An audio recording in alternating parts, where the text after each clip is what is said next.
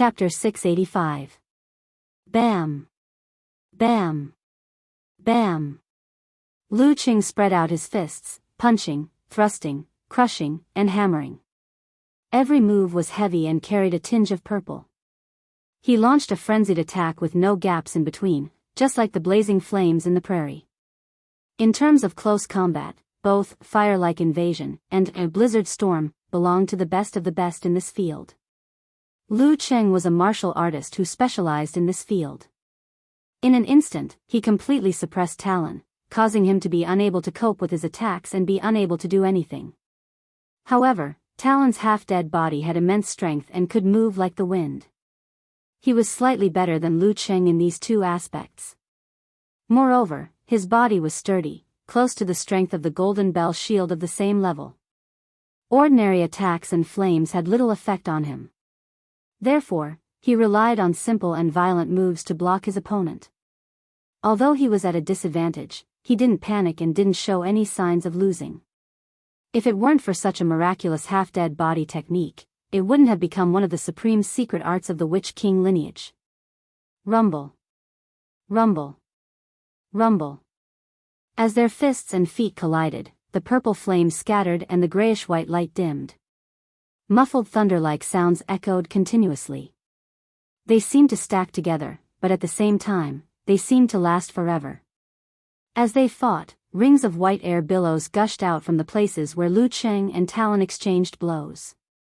They stirred up strong winds, stirring up dirt and even blowing away broken trees.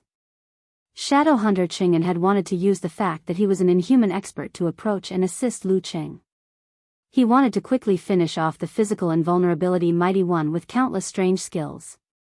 However, he couldn't break through the wind barrier. The further he went, the harder it got. In the end, he couldn't even move an inch.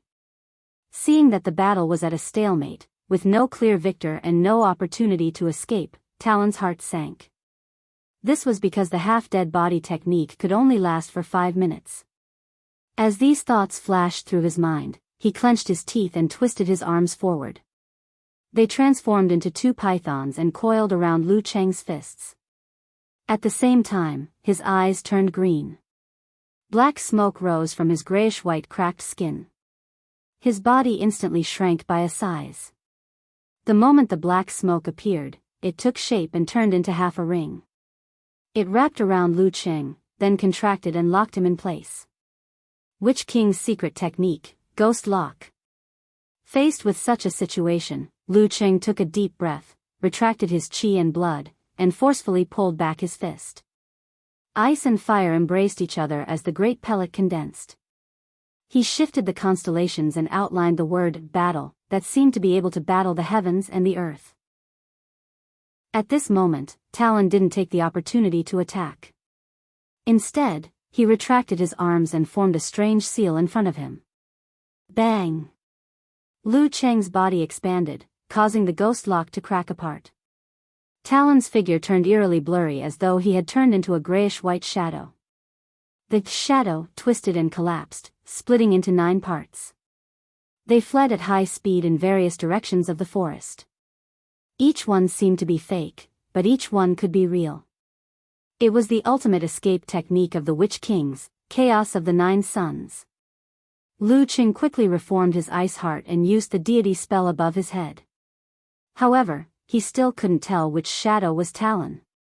Seeing that the other party was about to escape from the range of his mind power, he raised his hands to draw the ancient characters and said in a dignified voice, "Column." The decueing formula of the 9 words formula. The original purpose of this secret technique was to stack the strength of a team and complete a joint attack. Like the rope in a tug of war, it allowed everyone to rely on each other and tidy up their scattered and messy thoughts. However, such a combination couldn't be forced. After the column formula was used, the other party had to be willing to let go of their subconscious resistance for it to take effect. Therefore, it couldn't create the strange scene of stacking the strength of the enemy. As for Smith and the rest, they were outside of his mental range, so they weren't within the effective range of the column formula. Lu Qing used it at this moment to test the waters. The real Talon would resist, but the illusory shadow wouldn't react unless it had sentience. This way, it would be clear who was real and who was fake. In a flash, Lu Qing found a way to break through the chaos of the Nine Suns. He didn't take the conventional route. A mysterious feeling spread rapidly. His mind seemed to have turned into a radar. In the blink of an eye, feedback appeared. Lu Qing aimed at the grayish-white shadow on his left and threw a punch. Bzzzt bzzzt bzzzt. Behind his back and under his feet, waves of light blue flames spurted out, pushing him through layers of air barriers. He flashed behind the shadow and struck the back of its head without slowing down. Talon's pupils contracted. His eyes narrowed to the size of a needle. He didn't expect the chaos of the Nine Suns to be able to fool Lu Qing all the time. However, he believed that Lu Qing wouldn't be able to tell in a short period of time. This confidence was cultivated from hundreds of battles. Once he entered a safe distance, he would have too many ways to escape pursuit. However, Lu Qing didn't waste any time. He seemed to have seen through the real thing at a glance. This was simply too frightening, enough to make one feel despair. As his thoughts drifted, Talon's eyes revealed a ruthless look. He leaned forward and dodged the iron fist that was aimed at the back of his head. At the same time, he raised his left arm as though he was subconsciously maintaining his balance. Bam! Lu Qing ignited Emperor Yen force. He lowered his shoulder and forcefully changed the direction of his fist. The punch was supposed to be a hammer strike. At that moment, Talon's raised left arm suddenly exploded. Blood and flesh splattered and drenched half of Lu Qing's body. Sizzle sizzle sizzle. Amidst the terrifying sounds of corrosion, Talon's dark green martial arts suit turned black and tattered. The skin on Lu Qing's arms, shoulders, chest, and face started to fester rapidly. Worms seemed to have fused with Talon's flesh as they wriggled and tried to burrow into his body. Shaman King's body-damaging secret technique, flesh and blood spirit goo. The intense pain caused Lu Qing's hammer strike to lose its strength. His body paused involuntarily. Taking advantage of this opportunity, Talon accelerated again and pounced towards the forest at the edge of the clearing. Lu Qing's ice heart swayed but didn't disintegrate. He endured the pain and executed Lord Emperor's purple flames. With a whoosh, faint purple flames appeared around his body. They wandered around the surface of his body like flowing water, igniting Talon's flesh and blood. The tiny insects turned black, then charred, and finally started burning. No goo worm wasn't afraid of flames. If there was, he would increase the temperature. Bam bam bam. Amidst the purple flames, the bits of flesh either turned to ashes or fell off. Lu Qing's skin, muscles, and hair merely curled up slightly and gave off a barbecued smell.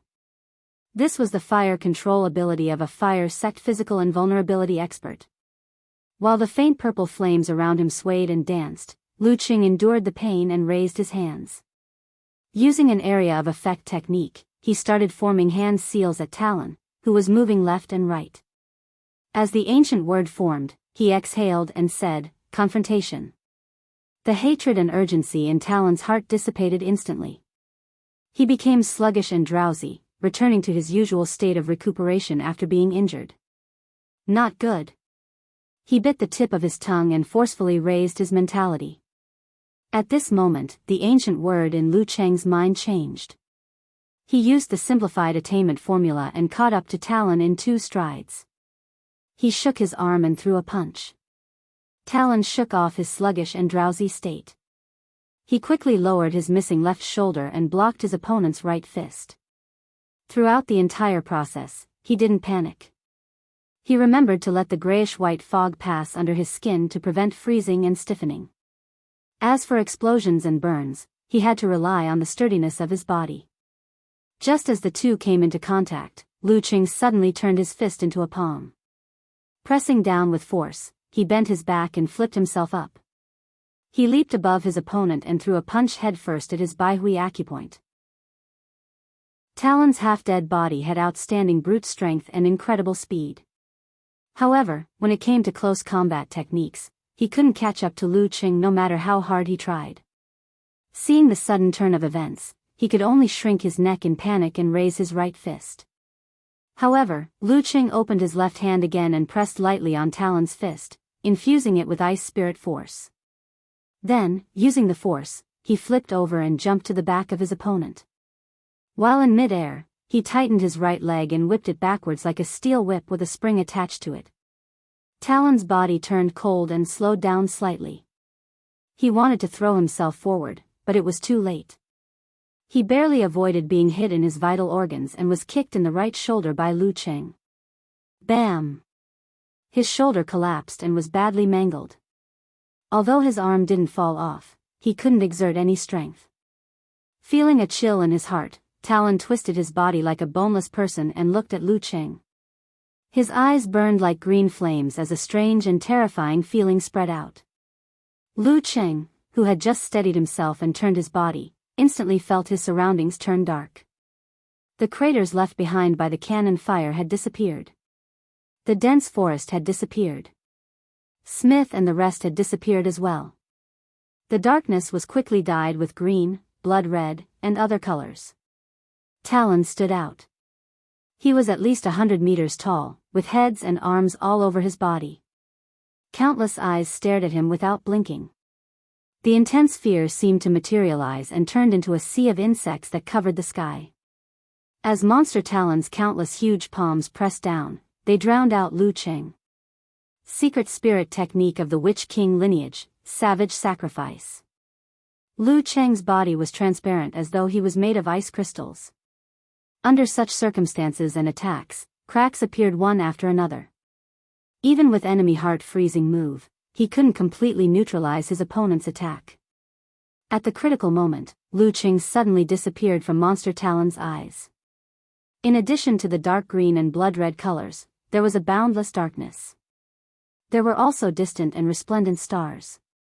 The 100-meter-tall giant and the innumerable insects were so small that they could be ignored. The terrifying atmosphere suddenly weakened by quite a bit. Just as Talon was about to respond, the stars started to move rapidly, forming 9 mysterious and ancient words. Confrontation. Army. Fighting. Swordsman. Wholeness. Formation. Deference. Forwarding. Attainment. In an instant, the 9 ancient words shone brightly and pierced through the pure mental domain. They tore apart the green, blood, insects, and giant. Talon instinctively tilted his head back as grayish-white blood flowed out of his nose. Rumble. Smith and the rest seized the opportunity and fired a rocket, forcing Talon to dodge pathetically. Both his arms were disabled, his attacks were ineffective, his enemies surrounded him, and his opponents were strong. All of this made him feel despair. Ruthlessness reappeared in Talon's eyes as he looked at Lu Qing and shouted, "Let's die together." His grayish-white body spontaneously combusted. His flesh and soul turned into the most ferocious curse, silently and formlessly attacking Lu Qing. He didn't know where to dodge. It was Life Curse, the secret technique of the Witch Kings that would perish together. He wanted to use the curse ignited by his life to break through the defense of his opponent's supernatural ability. Lu Qing was alarmed.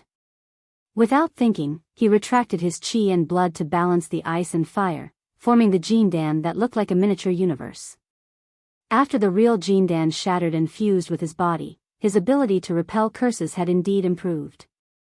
However, compared to the Longhu Immortal, who was truly skilled in curses, he was still lacking. He wasn't as strong as when he had the Jindan. However, the Longhu Immortal's ability didn't appear out of nowhere. It was based on his Jindan technique, 9 words formula, and secret technique. Unfortunately, for a physical invulnerability mighty one who was skilled in curses, Lu Qing had obtained all of these. Therefore, he could temporarily improve his ability to repel curses in battle.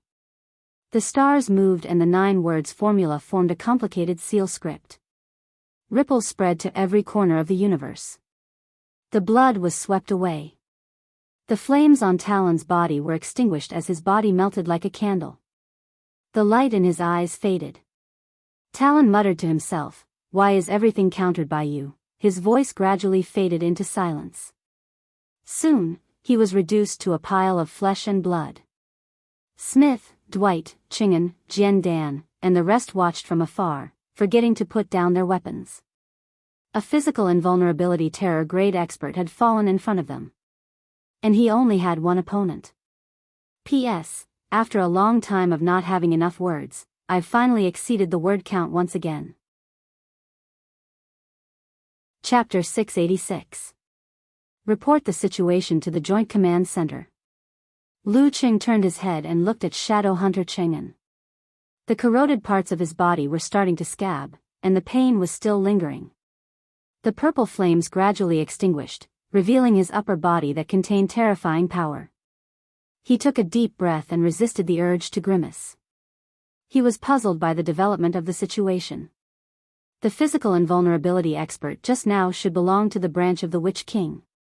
In a situation where he was restrained by himself, it shouldn't be a problem for him to make the decision to escape. But in the end, he first damaged his body and risked his life, then used a curse that would take him down with him. It didn't make sense. Normally speaking, in a hopeless situation where both parties didn't have a deep hatred for each other, shouldn't surrendering be the natural choice? Wouldn't it be better to preserve his useful body and wait for hope to appear? For a physical invulnerability expert, he would be valued no matter which force he joined. Of course, there would be some control measures, just like number 16 and number 17. This was already a very bad ending. The branch of the Witch King that he belonged to would pay a sufficient price to exchange him back. After all, it was very difficult to nurture a physical invulnerability expert. You had to look at the sky. With such a backup plan, why would the other party sacrifice himself? Could it be that the secret he was involved in was more important than his life? It was because of his misjudgment of the enemy's attitude that Lu Qing was almost invaded by the goo worm and suffered serious injuries. That was why he resisted the curse that would take him down with him. If his realm and strength were slightly lower, it would be questionable whether he would still be standing in one piece. Yes. Hearing Lu Cheng's order, Ching'an hurriedly answered. Unknowingly, his tone was subconsciously filled with respect and fear. He retracted his gaze, took out his satellite phone, and started to contact the command center. Not far away, Smith stared blankly at the puddle of flesh and blood. Then, he shifted his gaze to Lu Qing. He felt that Lu Qing hadn't changed much from the first time he saw him. The only difference was that he looked more mature and reserved. However, the terror-grade corpse in front of him silently contradicted his senses. Every time they met, his strength would increase tremendously. It was as if there was no limit or delay. Even when he came to Connecticut once a month, it was the same, just not as exaggerated. But now, he had grown into an expert that Smith looked up to, a terrifying figure who could kill a terror-grade expert alone. Was this the path of strength displayed by the best fighting prodigies? Like the Dragon King and the Warrior Sage in China, or the Saint and the Hand of Order in the Big Apple? Living in the information age, it was not that Smith had never seen the top experts, but that was all through the screen.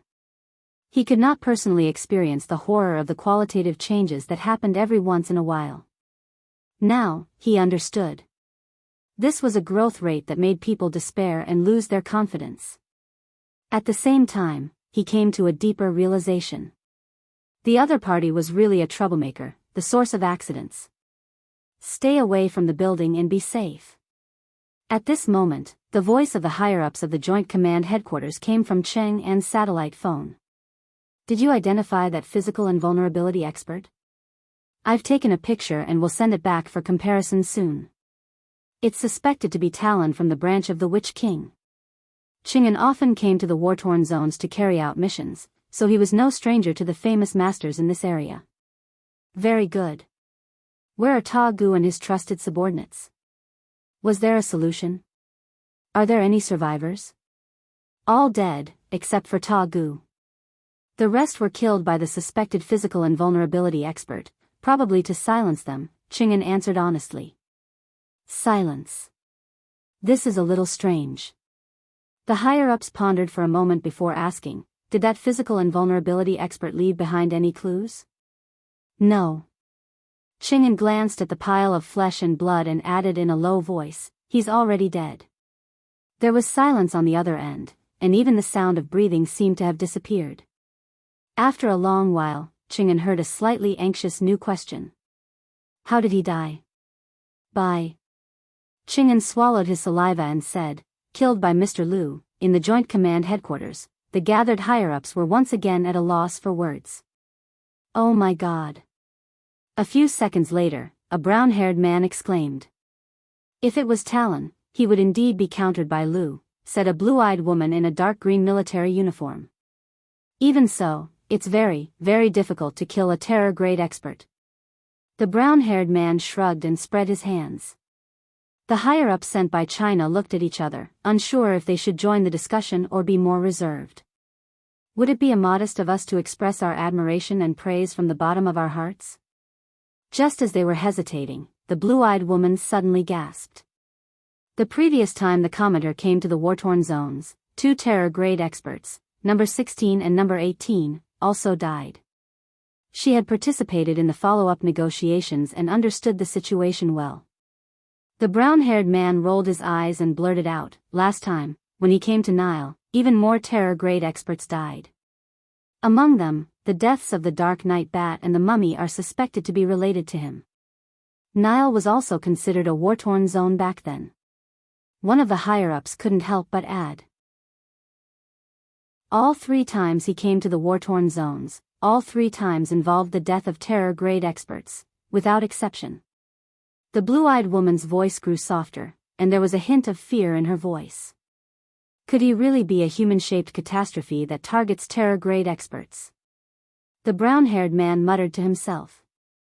We have to restrict him from coming here in the future. Is it really okay to discuss this in front of us? Besides, all of you are only at the inhuman stage or below. There's no need to worry. The higher-ups of China looked at each other and didn't interrupt. They calmed down and quickly ordered Ching-en to collect the corpses of suspected Tashlans and other valuable items and return to the command center as soon as possible. He was also to keep it a secret. If there was a leak, he would be court-martialed. Ching-en hung up the phone and passed the order to the others. Duane frowned. He did not hide his doubts and asked, "What's the matter? Why did he commit suicide? Why didn't he surrender?" In his opinion, sacrificing one's life to curse Liu Cheng was equivalent to suicide. Maybe he's a physical invulnerability expert with ideals and uncompromising perseverance. Jian Dan replied half-jokingly and half-seriously. There were indeed such physical invulnerability experts, but they were all people with strong wills. Maybe he hates being controlled, or maybe it's related to curses. He should belong to the branch of the Witch King. If there's a big secret behind him, he might hand over something important to him. Once he surrenders, he will be cursed from afar. Ching-en made a deduction based on what he had seen and heard over the years. Possible. Liu Cheng nodded slowly. Let's return as soon as possible. The follow-up investigation wasn't within the scope of his mission. There were plenty of professionals in the military. As for assigning a new mission, that would have to wait until he had some clues about the secret. It seemed like it would be difficult to come up with a direction for the time being. So, I have to go home for the holidays and Connecticut for the new year. Outside the forest, in a camouflaged armored vehicle. A middle-aged man with grayish-white eyes, who seemed to be blind, leaned against the back of a chair and looked outside. He wore a black short-sleeved shirt, which was very characteristic of the war-torn zones.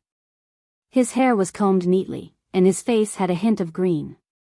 He was the current generation's Witch King, Roa Xian. The mission this time was only to rescue Ta Gu. The Witch King lineage was the best choice, and they didn't reject it. However, Ruoxin didn't appear personally and was only there to provide support. If the matter was exposed, Talon's personal actions and the Witch King lineage's involvement were 2 completely different concepts. The other party wouldn't pay the same amount of attention. At this moment, there was a sudden cracking sound. A puppet placed on the platform in front of Roa Xian collapsed and broke into pieces. It originally had many dark red patterns, and its face was similar to Talon's. Especially its eyes, they were vivid and seemed to have a life of their own. Voodoo marionette. It was the foundation of the Witch King's practice of curses. When it was fully mastered, it would become the most important and fatal thing in itself. If it was mastered by a master who was also skilled in curses, it would be at the mercy of others. Talon is dead. Witch King Roaxian's eyes shrunk, and he couldn't help but blurt out. As doubts and shock flashed through his mind, his hand gesture changed. The grayish-white color gathered, and a foot-long glow shot out from his eyes as he muttered. He wanted to use Talon's voodoo marionette to remotely connect with Talon's soul that had just passed away and find out what had happened before his death. The broken puppet flew up, burning fiercely with grayish-white flames. Within the flames, a scene quickly took shape. It was a scene of boundless darkness and bright stars. Immediately after, an extremely complicated seal script appeared. It suddenly rippled and extinguished the flames. Cough. Roaxian tilted his head back and coughed. 2 streams of dark red liquid flowed out from his nose. He covered his nose with his hand. His eyes flickered, and he instructed his subordinates, "Leave this place." In the military airport, Lu Qing received a call from Empress Luo, Ning Zitong. "You really did cause an accident." This experienced senior beauty was a little helpless. After handing over the task and being escorted out of the territory, Lu Qing laughed dryly. "That's their own problem." Ning Zitong was silent for a few seconds before saying, "Killing a physical invulnerability expert single-handedly is something you should be proud of for a while. Your master only managed to do it after years of immersion in the physical invulnerability stage. As for the merit, we'll investigate it later. If it involves a major problem, you don't have to do anything else. You can go and study the restriction sect, Clear Jade chapter." "Thank you, Sister Ning," Lu Qing replied happily. After hanging up, he wondered if he should brag to his master. However, after a long time, he still couldn't get through.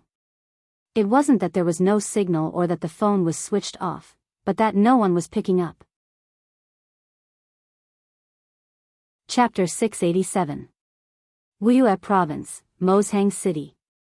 Shi Yuejian was leisurely experimenting with new cooking methods when she suddenly heard the vibration of a mobile phone in the living room. "Dad, why didn't you answer the phone?" she asked loudly, raising the volume. "A nuisance call." Geyser answered concisely. As soon as the vibration stopped, he immediately unlocked the screen, clicked on the settings, and switched to Do Not Disturb mode. "Fortunately, I've learned this trick recently. Otherwise, that brat would be so proud of himself." Geyser muttered to himself. His information network was extremely fast and accurate. At this moment, Shi Yuejian came out of the kitchen, holding her mobile phone. Half puzzled and half amused, she said, "Little junior brother called me. She said she couldn't reach her dad and asked if something had happened." He still cared about his teacher. Geyser's face darkened. He reached out and took the phone unhappily. Lu Qing hung up the phone with satisfaction and left the military base. He arrived at Huaqing Heishui Airport and flew directly to Gaofen, the capital of Xing Province. When he landed, Yan Zhika had just woken up and read the news. She was quite excited to talk about the strange abilities of the Witch King with him. While chatting, Lu Qing put on the black-rimmed glasses that covered half of his face and hailed a taxi to Gaofen City. When he was in Huiyuan, he had made an appointment with Jiang Fei and Qin Rui to have a meal before the holidays. When they were on holiday, he would have flown to America. He had to cherish this opportunity that came only once every 6 months. As his reputation grew, it was uncertain whether he would be able to enter the country in the future. Fortunately, Ku only had 1.5 years of courses left, which meant he could enter the country 3 times. Before the rush hour, Lu Qing arrived at the restaurant Jiang Fei had mentioned, Old Cold Skewers. He also saw his best friend who seemed to have put on some weight and had an oily face.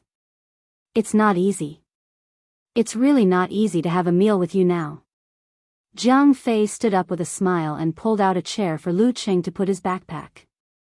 "Fatty Jiang, you're not being honest. If you want to come to Huaqing, I'm always free."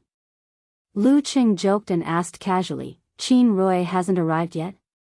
"He's stuck in traffic." There's a huge traffic jam coming from the west. It'll probably take another 5 or 6 minutes. Let me tell you, when eating in Gaofen, don't go to big restaurants or fancy places. You have to eat at small roadside restaurants like this. As long as you can find a good one, the taste will be amazing. This one opened not long ago, and I've certified it. It's much better than those that can be found everywhere in chain stores, especially the celery beef. TSK, you can give it a try. Lu Qing glanced at the greasy but clean shop and asked with a smile, do they count or weigh? In this kind of string business, one would either count the number of sticks or weigh the overall weight of the sticks. Then, one would divide it by a single stick to get the approximate data. This would not be very accurate, but it was convenient. I'm counting, Jiang Fei answered, a little confused. Lu Qing chuckled and made a joke. Won't the waiter be crying from counting later?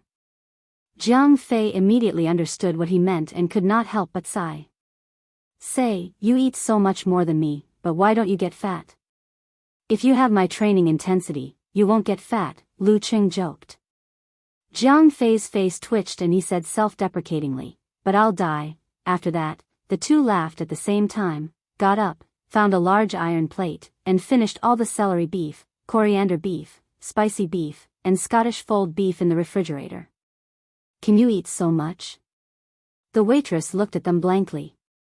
There were at least 600 or 700 skewers, right?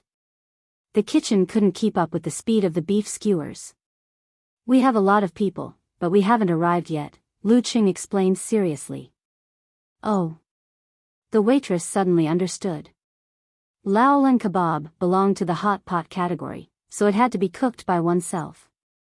Lu Qing and Jiang Fei had just mixed the sauce and prepared a batch when they saw Qin Rui, who was more than 9 meters tall, enter the shop with his head lowered.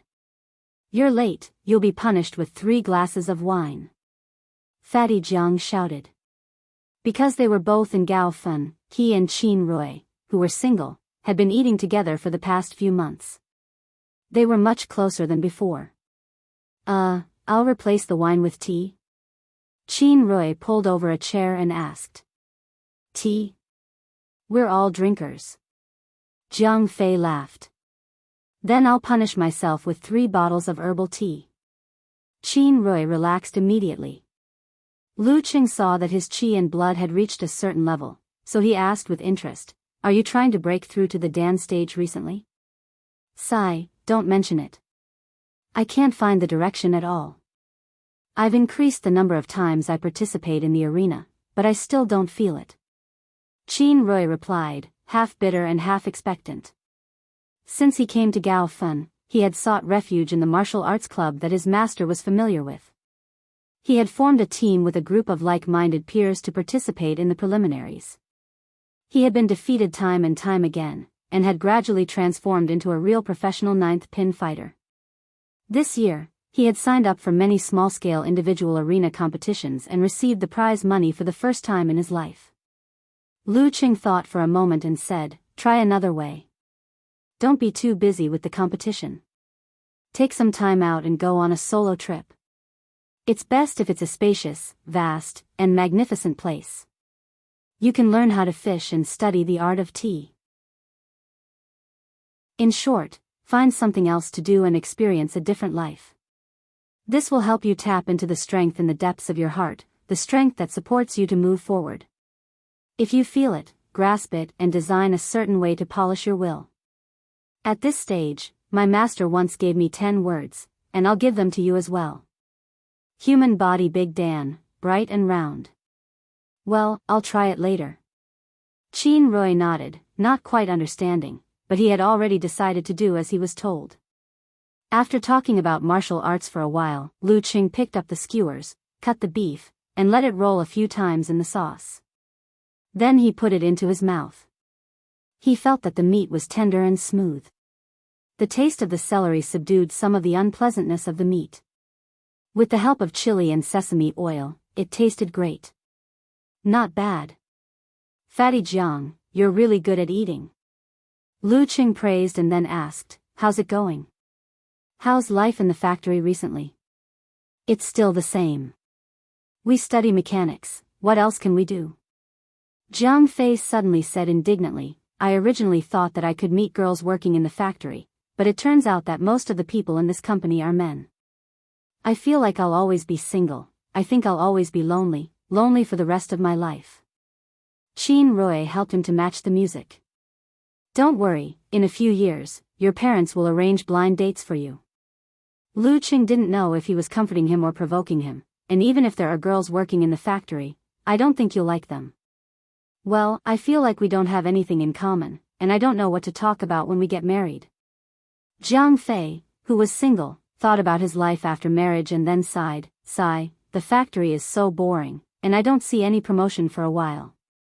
A few of my batch have already left, and my master keeps praising me, saying that I'm steady, not impetuous, and can calm down to do things. In fact, I'm often troubled, thinking about whether to take the postgraduate entrance exam or start a business, but I forget about it in a second. Ever since we met, I've always admired you for that. You have a good attitude and don't remember your troubles, said Lu Qing sincerely. When you've decided on a direction to strive for, if there's anything you need help with, feel free to look for me. This was also the main reason why his friendship with Fatty Jiang could last so long, and not fade away slowly. Some people can be friends for life, while others can only be friends for a period of time. Jiang Fei's eyes lit up. That's great. I'll remember what you said. Lu Qing laughed and teased, Fatty Jiang, I'm just being polite, why are you so impolite? Hee, thick-skinned people live better lives. Jiang Fei laughed proudly. As he ate, Qin Rui remembered something and said with a smile, Qing, every holiday outside your neighborhood almost becomes an acrobatic performance ground. Why? Lu Qing was confused. Every holiday, many parents bring their children who have just started practicing martial arts to train and perform stunts outside your neighborhood. They wonder if a physical invulnerability mighty one will coincidentally come home and see their child's potential and take him in as a disciple, explained Qin Rui without much literary talent. Lu Qing couldn't help but laugh. Aren't they thinking too much? Everyone in the neighborhood knew where his neighborhood was, so it couldn't be hidden. However, with the government and the military taking care of it in the open and in the dark, it wasn't to the extent of disturbing his parents' daily lives. I've heard about this too. I was just passing by last time. Cheng, let me tell you, I even saw a monkey performer. I don't know if he saw the crowd and decided to perform to earn money, or if he wanted you to take his monkey in as a disciple, said Jiang Fei with a laugh. Lu Cheng was amused. I can try to teach it about cultivation. Ever since he had advanced to physical invulnerability, he was always free at home, not on holidays. After chatting for a while on this topic, Qin Rui asked curiously, Cheng, you haven't participated in the recent title matches. Are you conserving your energy and preparing to shock the world?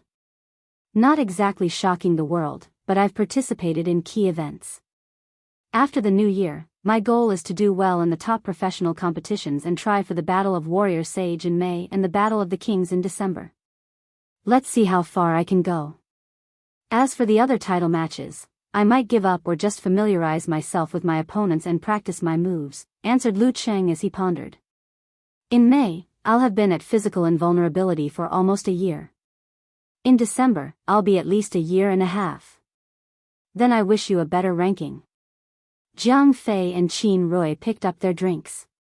The next day, Lu Qing bade them farewell and boarded the high-speed train back to Shushan. Outside the window, dark clouds covered the sky. The weather was terrible. When he arrived at his hometown and walked out of the high-speed train station, he saw snowflakes fluttering in the air. Since Lu Cheng was born, it had only snowed 3 times in Shushan. This was the 4th. Timely snow promises a bountiful year, exclaimed Lu Cheng with a smile. Chapter 688. No one came to pick him up after he exited the high-speed rail station. Lu Cheng disguised himself and hailed a black cab. He negotiated the price from 30 to 15 with a disdainful attitude. It had nothing to do with money. He just didn't want to be fooled by the driver. If he wasn't in a good mood, he would have crushed the road with his feet. Lu Qing arrived home without a word. He put down his backpack, hailed a cab, and went straight to Shushan City Hotel. Today was Lu Yanwei's wedding day. He had planned to come back early to observe the wedding preparations and gain some experience. However, he was delayed by a temporary task and could only attend the main event. At the entrance of the luxurious city hotel, there was a huge picture of Lu Yanwei and his bride, Tang Ning. There were balloons, flowers, and other decorations. It was a joyous occasion. Her face is still so round. Lu Qing chuckled and took out the red envelope he had prepared in advance. To the left of the entrance was the place to sign in and receive cash gifts. Lu Yanwei and his wife stood there, welcoming guests with a smile. You're back. As a relative, Lu Yanwei recognized him immediately even though Lu Qing was wearing black-rimmed glasses and a baseball cap that covered half of his face. He hesitated but didn't show it. Of course. Lu Qing chuckled and handed the red envelope to his cousin. He looked around and said, "Let's talk about it later. There are quite a lot of guests." He turned to look at Tang Ning and called out with a smile, "Hello, Tang Ning." "Hello, sister-in-law." Tang Ning was a pretty girl from a humble family. She looked a little strange with the heavy makeup on her wedding day. She and Lu Yanwei were online dating. They dated for a long time and spent some time together in real life before they got married. She responded to Lu Cheng's greeting with a smile. When he entered the banquet hall, she came back to her senses. She opened her eyes wide and approached Lu Yanwei. She whispered in his ear, "Your younger brother? The famous younger brother?" "Yeah." Lu Yanwei smiled and nodded proudly. He squeezed the red envelope and found that it was so thin that he couldn't feel anything. He opened it curiously and saw only a piece of paper. He took it out and scanned it. It was a check. At this moment, he suddenly remembered the joke that Lu Cheng had made in the family group chat. "Then I'll close my eyes and press 0. It's fate to write more or less." It's true. Lu Yanwei was both amused and dumbfounded. Stepping into the banquet hall, Lu Cheng looked around and sensed his surroundings. In an instant, he found his parents.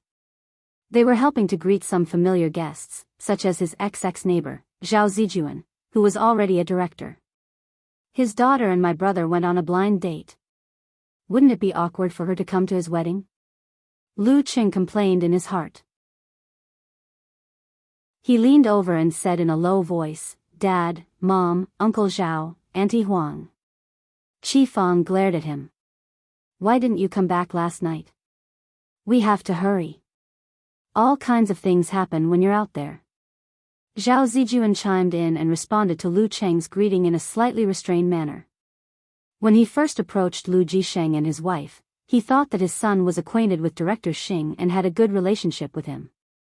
Furthermore, his son had potential, background, and a bright future. Who would have thought that in just a few short years, he would have a bright future, let alone a Shushan prefecture-level city police chief? His status and identity no longer needed others to set him off. Thinking back, it was like a dream. "Yeah, I haven't seen Fatty Jiang and Jiang Fei in a long time." Lu Qing smiled. After a few words of greeting, Zhao Zijuan said goodbye and returned to his seat. After a few steps, he suddenly turned around and said with a smile, "Director Xing is here too." "Uncle Xing is here too? Where is he?" Lu Cheng was surprised. He didn't know his cousin. "In front." Zhao Zijuan looked at Lu Cheng's disguise. "Do you want me to call him?" "No need. I'll call him directly." Lu Cheng waved his phone. "Okay, then we'll wait for the wedding to start." Zhao Zijuan and Huang Kun returned to their seats reluctantly. Lu Cheng dialed the number and walked out of the banquet hall to a secluded lounge. After a few minutes, he heard Xing Qingwu's hearty laughter. "You just came back?" "Yeah, I just put my luggage down and came back. I didn't expect to see you here." Lu Cheng greeted him with a smile. Xing Qingwu laughed and said, "I'm familiar with your brother. He has been following Erzi for 2 years and is familiar with the land in Shushan. Some of the higher-ups didn't come because of their status, but they all sent gifts. TSK, he had made a name for himself. Even if he didn't follow Erzi, with such connections, he could do anything in Shushan as long as he didn't break the law. Lu Cheng was surprised and happy at the same time. He joked, "Uncle Xing, as the police chief, it's enough." Xing Chenggu replaced the retired director a month ago and officially took charge of the Shushan police system. "Are you making fun of your Uncle Xing?" Xing Chenggu stared at him deliberately. "I'm the director and most of the people give you face." "I didn't mention anything." Lu Qing spread his hands and smiled. He asked, "I heard that Sister Jingjing took the initiative to practice and won't be back until Chinese New Year?" As for where he heard it from, of course, it was his classmate Ku. She has the guidance of a physical invulnerability senior who specializes in illusion-type martial arts. She's making rapid progress. In 1 or 2 years, she might even reach the inhuman level and surpass me, her father. Xing Qingwu's face glowed with pride when he talked about his daughter's growth. "Like father, like daughter," Lu Qing joked. Xing Qingwu chatted happily for a while, then suddenly sighed and said, "She's good at everything now, but she's still not willing to come into contact with men. Sigh, as parents, we don't ask for much. What we want is for our children to have a companion by their side when they grow up after we pass away.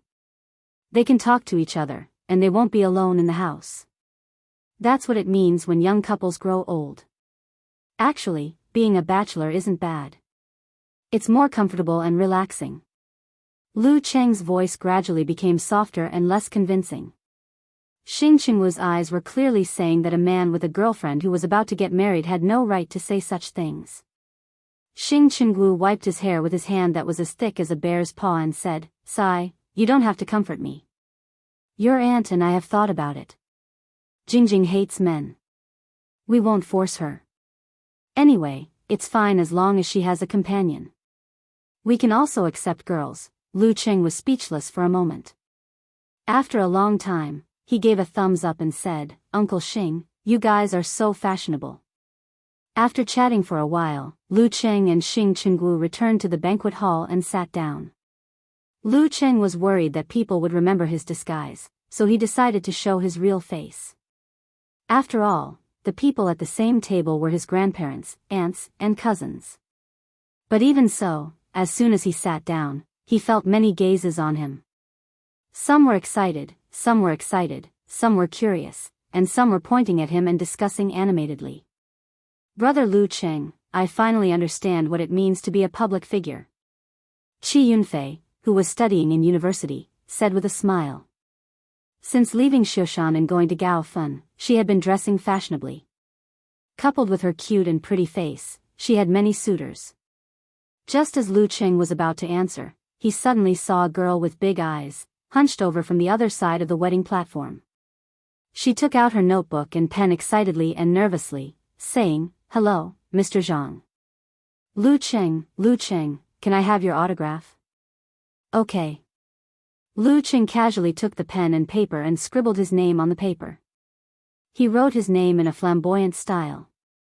At this time, he found that a few people were ready to move. He passed the pen and paper back and said to the girl with big eyes, "You told them not to come together, one by one, and not to ruin the wedding, right?" "Yes, yes." The girl nodded vigorously and then turned back. She lowered her voice and said to her companions, "He talked to me. He talked to me. So, you've forgotten what I've told you?" Lu Cheng had excellent hearing and almost covered his face. After the commotion, it was finally quiet. Qi Yunfei looked at him with a smile and took out a thick notebook and pen from her bag. "Brother Lu Cheng, I almost forgot if they didn't ask for your autograph. Come, sign it, every page." "Are you rebelling?" Lu Cheng said with a smile. "Brother Lu Cheng, Sister Feifei wants to be a profiteer." Chen Xiaoxiao, who was still in high school and still had baby fat, exposed her sister's purpose. Feeling the gaze of her cousin, mother, grandfather, grandmother, and others, Chi Yunfei smiled embarrassedly. You don't know, Brother Lu Cheng's autograph is very valuable. It can be sold for so much. She stretched out 5 fingers and gestured. Lu Cheng was dumbfounded. He took the pen and paper and began to sign. I was thinking that since I'm officially working, I should give some New Year's money to my sisters and brothers who are still in school. Since you can earn it yourself, I'll give you a share. Chi Yunfei's smile froze and she asked blankly, Brother Lu Cheng, how much are you going to give? I'm not stingy, am I right, Xiao Xiao? Lu Cheng casually gave a number. After his grandfather Qi Jiayu and grandmother Kong Meijin heard this, they said at the same time, how can you give so much? You have to spend your money wisely. It's a waste for them to give so much money. It's not much. Lu Cheng evaded the question. Chi Yunfei's lips moved a few times and she said with a sad face, Brother Lu Cheng, I don't want your autograph, I'm wrong. It's already been signed. Lu Cheng replied with a smile. Is this still my brother? She was sad and indignant. Lu Cheng laughed and said, only real brothers are like this. I hate you. Chi Yunfei pretended to be teary. While they were fooling around, the wedding officially began. Lu Cheng took out his phone and took pictures and recorded videos to send to his wife. When the bride's father sent her off, the host began to reminisce about the past. The bride couldn't help but cry. Lu Cheng's mouth twitched and he couldn't help but complain to his little fairy on QQ, weddings nowadays really have to be forcefully moved. It's a joyous occasion, but it always makes people sad. That's right, that's right. It's so awkward. We don't need a host in the future.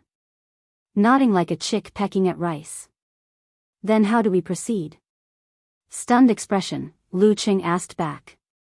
You can partner with talker, you can also do a crosstalk, covering mouth and laughing expression, the girl said. Where's the dignity of a physical invulnerability expert? Covering face and sighing expression, Lu Cheng said. The rest of the wedding process went smoothly. For the next half a month, Lu Cheng stayed at home with his parents except for a few days in Ningxue. Of course, there were also some social activities. It was good to maintain a good relationship with his parents in his hometown. Chapter 689. As New Year's Eve approached, Lu Cheng boarded a flight to America. After a long and bumpy flight, he finally arrived in Connecticut. After passing the security check, he secretly heaved a sigh of relief and praised, "You have the bearing of a great nation." After the Talon incident, they actually didn't deny him a visa. They didn't even find an excuse to deny him entry when all the necessary procedures were in place. This is the demeanor of a great nation with confidence. Lu Cheng let go of his hidden worries and his mood lightened. He followed the crowd and walked forward. In the Office of Homeland Security in Orion Airport, the person in charge of Connecticut looked at the computer in front of him, which was constantly emitting alarms.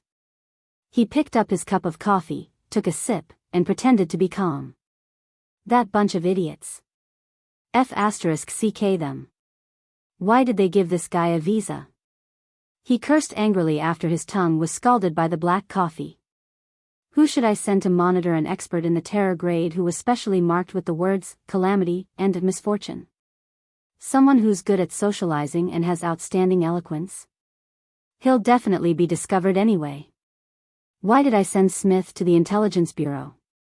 If he was still around, everyone would be relieved. The person in charge had a headache. After 2 minutes of thinking, he decided to consult his superior, the overall boss of the Connecticut area's intelligence, security, and investigation system, the arbiter of the local terror grade experts, the guardian of order, and the famous Odin of the New World, Mr. Gonzalez. Without a doubt, he was also a veteran terror grade expert. After the call went through, hearty laughter came from the other end.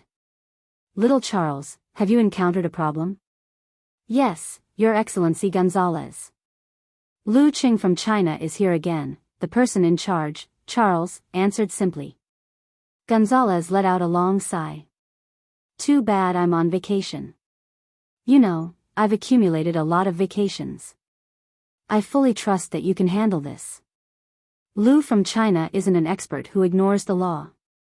It'll be easy to coordinate and communicate well. Yes, Your Excellency Gonzalez. Charles put down the phone and fell into a daze. I just had dinner with him the day before yesterday. I didn't hear him say he was going on vacation. Covering his face with his hands, he calmed down for a few seconds before picking up the phone again. He called in an agent, the one with the least experience and background. Entering the arrival hall, Lu Qing saw Ku at first glance.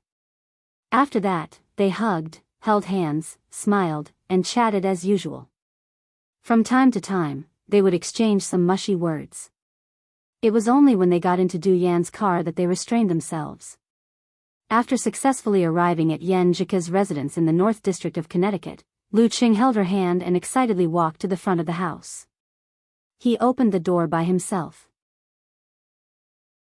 At this time, Yan Jika rolled her eyes and suddenly said, "Oh, I forgot to tell you something."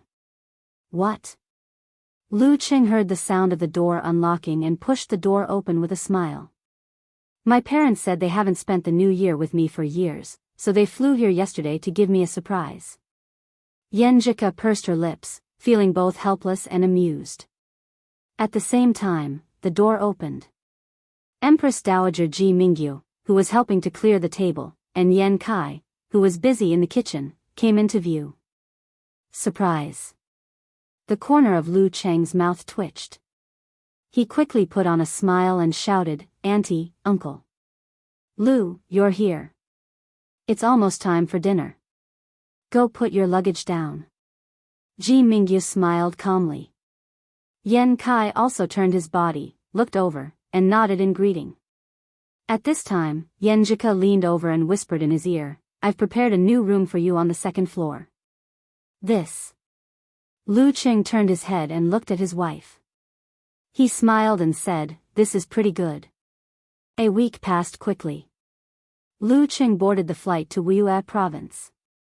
Recalling the festive atmosphere and daily life of the past few days, he couldn't help but laugh and shake his head. Sometimes, sneaking around is also a form of pleasure, but I can only stay for a few days. It'll be over before I know it. The next time will be in October. In between, he could only rely on Ku to return home during spring break and summer break. He came in a hurry and left in a hurry. Holding his phone, Lu Qing looked out the window and watched the flight leave the ground. At this moment, other than Yan Jika, who was reluctant to part, many of the big shots in Connecticut felt much more relaxed. Gonzalez ended his holiday immediately and bid farewell to the beach filled with sunshine and beauties. After staying with his master for a few days, Lu Qing returned home for the 15th. Putting away his lazy and idle feelings, he embarked on the journey of the new year energetically. On the day he returned to Huacheng, he didn't rest and went straight to the Longhu Club. With the help of the volcano laboratory, he tried out the new idea that came to him in the past month. As the boss, and with his little fairy's instructions, he gave his assistant, Aman, and driver, Zhao Zhenhua, a big red packet each. In local terms, it was called profit. After training and showering, Lu Qing dried his hair. He asked Aman to ask if Empress Luo was in the office. After getting an affirmative answer, he went straight and knocked on the door. "Sister Ning, Happy New Year." He pushed the door open and cupped his hands with a smile. Ning Zitong was dressed in bright red but didn't look gaudy at all. Instead, it made her seem a few years younger. "You don't have to be so formal. Didn't we just call to wish each other a Happy New Year?" Ning Zitong fiddled with her bracelet and leaned back with a smile. "Tell me, what do you want to ask?" "I'm considered proficient in the fire sect, but I can't fall behind in the ice sect. I wonder if the military has a place like the polar laboratory nearby. I can't possibly fly to Mosheng twice a week, right?" Lu Qing went straight to the point. "There is. It's about a 2-hour drive." Ning Zitong smiled. "You can look for your master for this. Why ask me? There's no need to trouble two people with the same problem." Lu Qing answered in a good mood after solving the problem. Ning Zitong pondered for a while and said, although the follow-up investigation on the Talon incident hasn't yielded any results yet.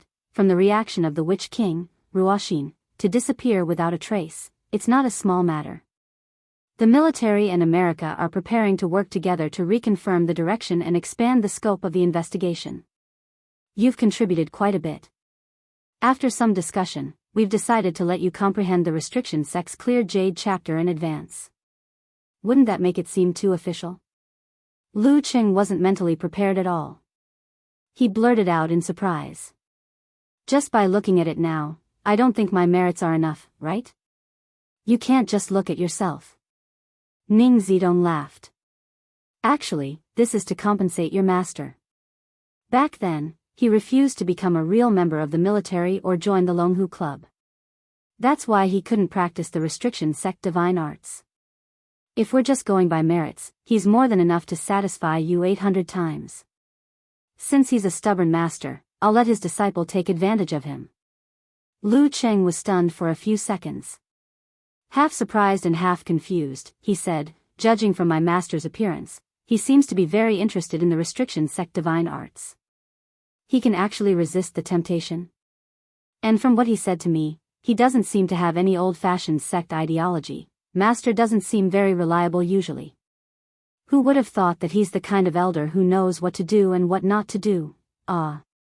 Geezer Sher, who was far away in Mosheng, sneezed and muttered, "Who's scolding me?"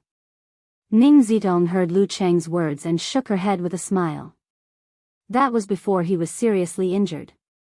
After his injury, he's gotten over many things. Besides, in the words of you youngsters, he's just a mouth cannon. Lu Qing didn't know how to respond to his master's teasing, so he could only reply with a smile. All right, get ready. You'll go to the capital in 2 days to comprehend, Ning Zitong explained with a smile.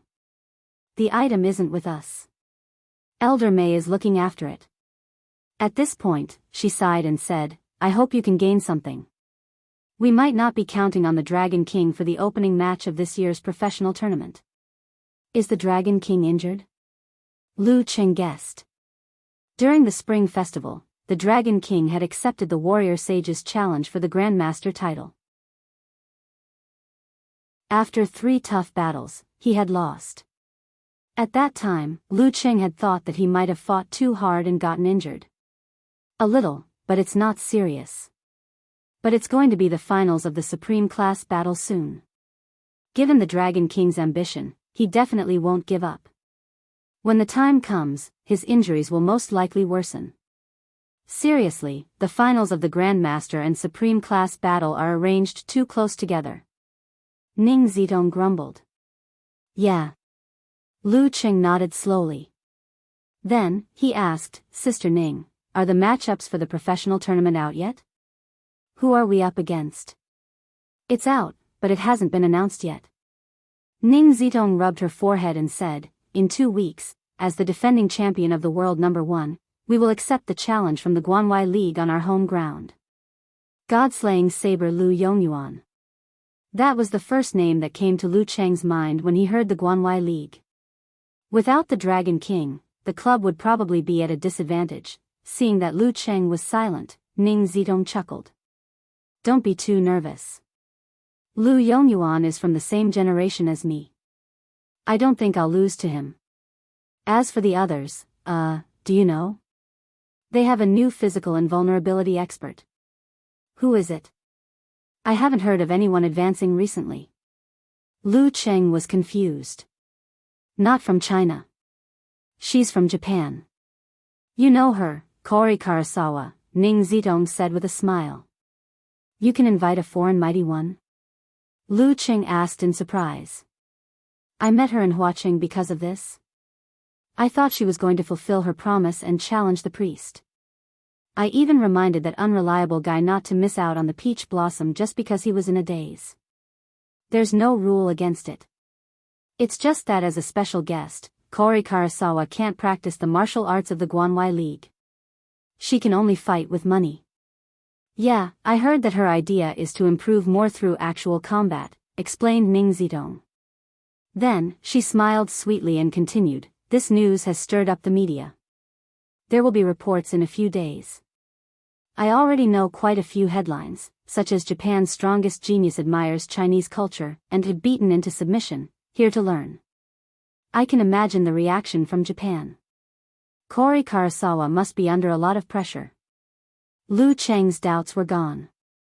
Leaning back, he smiled and said, "It's not bad to have a rematch with her." Chapter 690. 2 days later, in the still chilly capital. When Lu Cheng stepped into the courtyard house again, Elder May was tending to the flowers and plants leisurely and contented. He had changed into a black short robe, looking neither ancient nor modern. His silver hair was much thinner, and the loneliness in his eyes was more apparent. "Greetings, Elder May." Lu Cheng bowed respectfully. Old May raised his head. His eyebrows, which were about to pop out of his face, twitched twice. "The second room on the left." "Thank you, Elder." Lu Cheng didn't waste time. He strode towards the left side of the courtyard. Elder May lowered his head and focused on the flowers again, as though nothing else mattered to him. Lu Cheng stepped onto the stairs and stopped in front of his destination. He stared at the windowless room for a few seconds before pushing open the door with a mottled bronze lock. The door creaked for a long time, and the scene inside slowly appeared before his eyes. The floor was paved with green bricks, and there was nothing on it. The spacious and cold feeling was obvious. It was as though even in summer, this place would still feel like late autumn. Lu Cheng didn't look around. Instead, his gaze was attracted by a painting hanging on the opposite wall. It was dark all around, unaffected by external light. He could only vaguely make out a Taoist in the middle of the painting. It was a Taoist who bore some resemblance to the heavenly primogenitor statue in the Taoist temple. Even with Lu Cheng's current realm and strength, he couldn't see it clearly. Instinctively, he took a few steps forward into the room and got closer. Light gathered in his eyes, as though a huge sun had taken shape. It shone in front of him, trying to pierce through the darkness. At this moment, his vision blurred. The surrounding was covered in boundless darkness. In the distance, bright spots, pure white and dazzling, moved slowly along a mysterious path. The universe of stars. Why did it appear naturally? Just as this thought flashed through Lu Cheng's mind, he suddenly saw a jade-white palm pressing down on him. Its 5 fingers clenched, and the center of its palm was dark and deep. The starry sky and the universe became smaller and smaller, more and more solidified. Crack. The stars were destroyed one by one, and the darkness rapidly shrank to a single point. Shortly after, it spurted out and split into pieces. Thump thump thump. Lu Cheng took a few steps back until he was outside the room. Blood seeped out of his eyes, ears, mouth, and nose. He was clearly dispirited, and his head was unusually painful. In just a few breaths' time, he felt like he had fought a tough battle with the Dragon King and the Warrior Sage. This is the Forbidden Sex Clear Jade chapter. What kind of realm did the senior who created this divine technique reach? Is it something that can only be encountered but not sought? Amidst his thoughts, Lu Cheng sat down cross-legged and regulated his breathing. Then, he visualized the wholeness and confrontation formula in an orderly manner before entering a deep sleep. An hour later, he opened his eyes. His spirit had recovered. Exerting strength in his back, he stood up and stepped into the room again. He looked at the picture scroll shrouded in darkness. The scene was the same as before, but it lasted a few seconds longer than before. 2 times, 3 times. When he endured the pain from his deep sleep and wanted to continue comprehending, he saw old May, who was wearing a short black robe, standing at the door. Go back, ponder and comprehend more. Before stepping into the forbidden domain, every martial artist will see different scenes due to their own foundation and knowledge. Even the same martial artist will have slight differences in their comprehension after a period of time. Old May said calmly, as long as you complete a mission every year, you can come here to comprehend once. Hee, don't bite off more than you can chew. Digest what you've learned before. Yes, Senior May. Lu Cheng suppressed the melancholy in his heart. He turned and walked towards the door of the courtyard. Just as he was about to leave, he suddenly turned back and asked, "Senior Mei, can I share my comprehension of the forbidden sex divine techniques with others? If the other martial artists don't mind." Old Mei smiled faintly. A few days later, the finals of the Supreme Class battle began.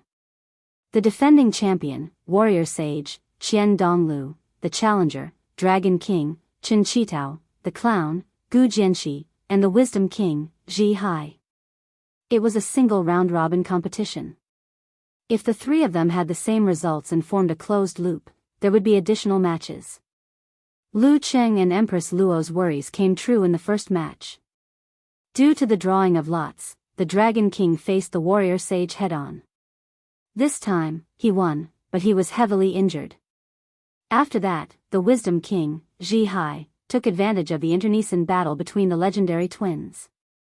He won all 3 matches and became the Supreme Class Mighty One of this year, obtaining his second individual title. He was far ahead of his peers like Lu Qing, Peng Lian, and Ren Li. Not long after the Supreme Class battle ended, the flames of war reignited in the top professional matches. A new season was about to begin. The previous world number 1, Longhu Club, was in charge of this. They would be stationed at Emmy Crimson and watching to welcome the challenge from the Guanwai League. On Friday afternoon, the sky was gloomy and the humidity was heavy. A luxurious minibus drove out of the airport towards Guyue Hotel. On the bus sat the physical and vulnerability experts of the Guanwai League and their assistants. Kori Karasawa wasn't wearing her kimono anymore. Instead, she had changed into the Guanwai League's away martial arts uniform with a white base and red embellishments. The fukujimaru was hidden in its scabbard across her knees. From the corner of her eye, she observed Lu Yongyuan, who was sitting by the window opposite her. His hair was neatly combed back, and he was calmly admiring the scenery outside. The world-renowned god-slaying saber was standing calmly beside him, leaning against the seat. Its dark green scabbard shone faintly. Kori Karasawa didn't retract her gaze. Instead, she adjusted her sitting posture as though she was imitating him. Just like when she first entered the Shinjai sect and was accepted as a disciple by her master. In those few years, she, who was still very short, had always imitated her master's every move, be it in terms of martial arts or daily habits. Through this, she cultivated her bearing and adjusted her mind. Only when she had mastered kendo did she slowly develop her own style. Master once said that every mighty one starts by imitating their seniors. Now, I'll treat it as me starting anew. I'll start by imitating Senior Lu. He was a grandmaster of saber techniques, and had certain similarities with Japanese kendo. Her master had once visited him in his prime and sparred with him in kendo. He was sincerely convinced by Lu Yongyuan and believed that the current him was even better than before. It was because of this relationship that she was able to bypass the obstacles and enter the Guanwai League. A mighty one of saber techniques, who could make her master revere him every time he mentioned him, was indeed someone worth imitating.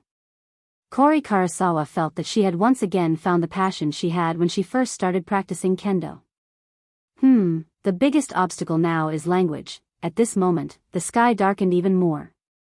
The pitter-patter of rain suddenly fell, blurring the car windows. Spring rain. Kori Karasawa thought in a daze. Suddenly, she heard Lu Yongyuan mumbling to himself in a low voice, "It's raining." Outside the window, the rain was getting heavier. The dark green scabbard beside Lu Yongyuan let out a continuous and long groan. It was as though the dullness had disappeared and was replaced by joy. It was as though a real dragon had finally broken free from its shackles and was soaring in the sky, summoning clouds and rain. Clang! The hum of the saber reverberated. Kori Karasawa seemed to have been touched by something, but couldn't think clearly. "It's raining." Ning Zitong sighed as she looked out of the window in the Longhu Club conference room. "It's not like you haven't seen rain before," Coach Yen replied impatiently. He then looked at Lu Cheng and Guojia. "Let's continue talking about the Guanwai League." "Okay." Having lived in Huaqing for so long, Lu Cheng was used to rain, even if it was the first rain of spring. Guojie didn't even look sideways. Her eyes were glued to the projection screen, even if the chances of her fighting were slim. As for the Dragon King, he was receiving comprehensive treatment in the hospital and would only be able to fight again in another 10 days. Lu Yan nodded and said bluntly, the Guanwai League isn't strong. Other than Lu Yongyuan, there are quite a few physical invulnerability experts, but none of them can reach first pin. Lu Yongyuan is the last to speak. Since he created his own saber technique, his strength has been increasing day by day. Now that he's qualified to fight for a title, we have to take him seriously. Other than him, the Guanwai League has 2 second pin experts, 1 third pin, and a new member, Kori Karasawa, who hasn't reported to the association yet. The 2 second pin experts are Golden Fur Ho, Li Pingao, and Mirage Dragon, Zhu Xiaoyun. At the mention of Golden Fur Ho, Ning Zidong glanced at Lu Cheng and burst out laughing, ruining the solemn atmosphere that Lu Yan had deliberately created.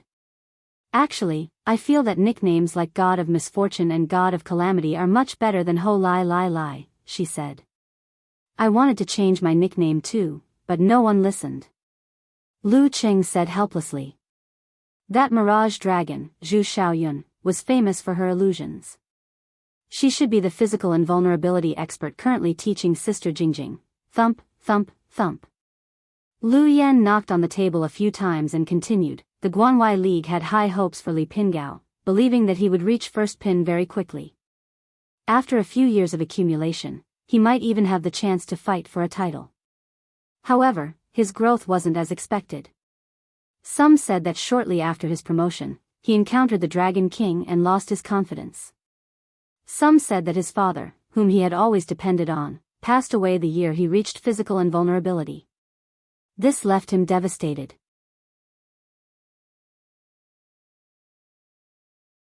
Chapter 691.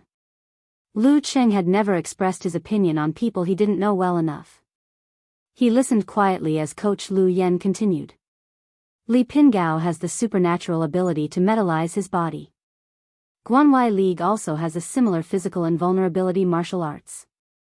Hence, he chose this path instead of the dark sect. His speed, strength, agility, endurance, and recovery are all outstanding. His style is bold and aggressive. The nickname Golden Ho isn't just for show. Why do I feel like you're scolding me? Lu Cheng covered half of his face. Ever since he reached physical invulnerability, Li Pingao has disappointed the older generation of Guanwai League experts time and time again. He's become quieter and quieter, Ning Zidong added. This reminds me of a saying, if you don't explode in silence, you die in silence. You can't underestimate him. At this point, she sighed. When the top professional competition was first established, Guanwai League was one of the top 3 powers. Every physical invulnerability expert of the older generation was a force to be reckoned with. It's a pity that after a few decades, the old are old, the young are young, and the useless are useless. Other than Lu Yongyuan, they don't have anyone else. They're always at the bottom of the rankings and might be demoted if they're not careful. To the top powers, even a physical invulnerability expert like Li Pingao is considered useless. Indeed, it's all about comparison. Lu Cheng was speechless. He was glad that he had a clear goal and a firm path. Lu Yan looked at Ning Zidong, who interrupted him. He coughed and said, Guanwai League's other second pin fighter, Zhu Xiaoyun, is gifted with the power of illusion. She once defeated an inhuman with her powerful supernatural ability when she was at the 6th pin stage. However, it took her a full 5 years to master it and incorporate the outstanding bloodline ability into her martial arts. She barely made the great leap at the age of 28 and reached physical invulnerability. She has great potential. She's not even 30 this year and is already a second pin.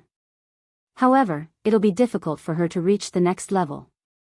The unique skills of the illusion sect have been missing for a long time. Guanwai League only has a small portion of it. Although the dark sect has similar content, it's only one aspect. Zhu Xiaoyun will either be stuck at her current level or like Lu Yongyuan, she'll be able to integrate all her knowledge, bloodline power, and insights to find her own path and create her own martial arts. If that's the case, her future will be limitless and she's qualified to fight for titles. After introducing Zhu Xiaoyan's general situation, Lu Yan didn't even have the time to catch his breath. I think she's Lu Yongyuan is. She sees Lu Yongyuan. And Lu Yongyuan. I think. She. Hearing Ning Zitong mention Zhu Xiaoyan's hobbies, Lu Yan's face darkened. He looked at Lu Cheng and said in a deep voice, her illusions have already reached the level of passing off falsehood as reality, which is a perfect counter to enemy heart-freezing move. However, you still have the ability to predict danger. If you encounter her, your chances of winning are very high. Yeah. Lu Cheng nodded solemnly, but in his heart, he was wondering with great interest what kind of dark history Zhu Xiaoyun had in her hands. Seeing Lu Cheng's good attitude, Lu Yan nodded in satisfaction. The two of them, together with Lu Yongyuan, were the main force of Guanwei League last year. Third Pin Jingshi Duo was the substitute. If two or more of them were injured, the older generation mighty ones would step in. Otherwise, they would pick one of the disciples close to the physical invulnerability stage to experience actual combat. However, they've added Koori Karasawa from Japan this year. I don't think there will be such a situation. Jingshi Duo, 29 years old. He's been a physical invulnerability expert for more than 2 years. He's 1.96 meters tall, but he's still growing. He specializes in the unique skills of the dark sect and often acts impulsively. If nothing goes wrong, he'll be the substitute tomorrow. Koori Karasawa has just made the great leap a few months ago. There's no record of her fighting at this stage. Her exact strength and standard are unknown. She might be a surprise fighter. After analyzing them one by one, Lu Yan's expression turned solemn. Empress Luo's style gives her an obvious advantage against weaker opponents. We can't let her face Lu Yongyuan directly. Lu Cheng, you'll be the first to fight. Regardless of whether it's Li Pingao, Zhu Xiaoyun, or Koori Karasawa, you have to win. This is a small request. You can do it, right? Then, try your best to exhaust the second martial artist. If Lu Yongyuan is the vanguard, things will be much simpler. Guojia, you'll be the second to fight. Before Lu Yan could finish, martial arts fanatic Guojia blurted out, me? Shouldn't the opening battle be a safe one? As the coach of a first pin expert, our chances of winning will be higher if you fight. Not confident? You don't want to fight? Lu Yan didn't answer her question. Instead, he asked her a question with a serious expression. Yes. Guojia did not hesitate and answered resolutely. Her face was filled with excitement. Great. No matter who you're up against, you'll be a battle-hardened fighter. You only have one goal, victory. Lu Yan turned to Ning Zitong. After Guojia exhausts the third martial artist of the Guanwei League, you'll finish the rest.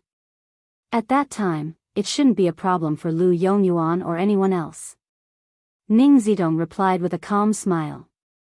She continued to talk about the most likely arrangement of the Guanwei League. After Lu Cheng and Guojia left, she frowned and looked at Lu Yan. Why did you suddenly let her fight? She's at the standard of a second pin.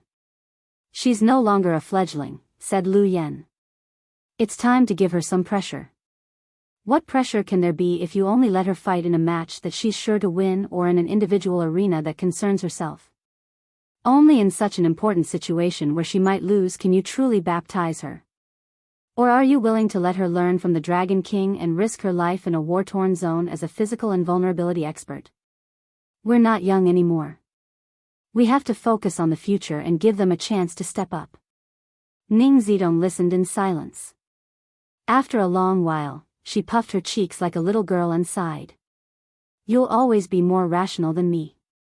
The next morning, the blue sky was clear and tranquil. The spring breeze brought some warmth that made one feel exceptionally comfortable. Lu Yongyuan practiced the most basic moves like splitting, slicing, parrying, chopping, and vibrating dozens of times.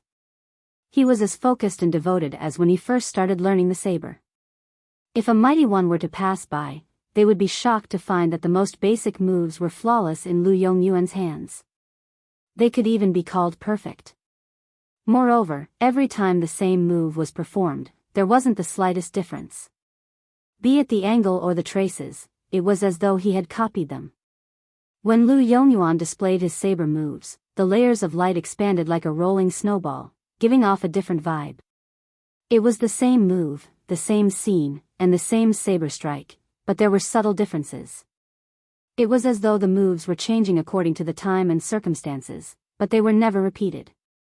Without permission, Kori Karasawa didn't dare to observe the tempering of the god-slaying saber.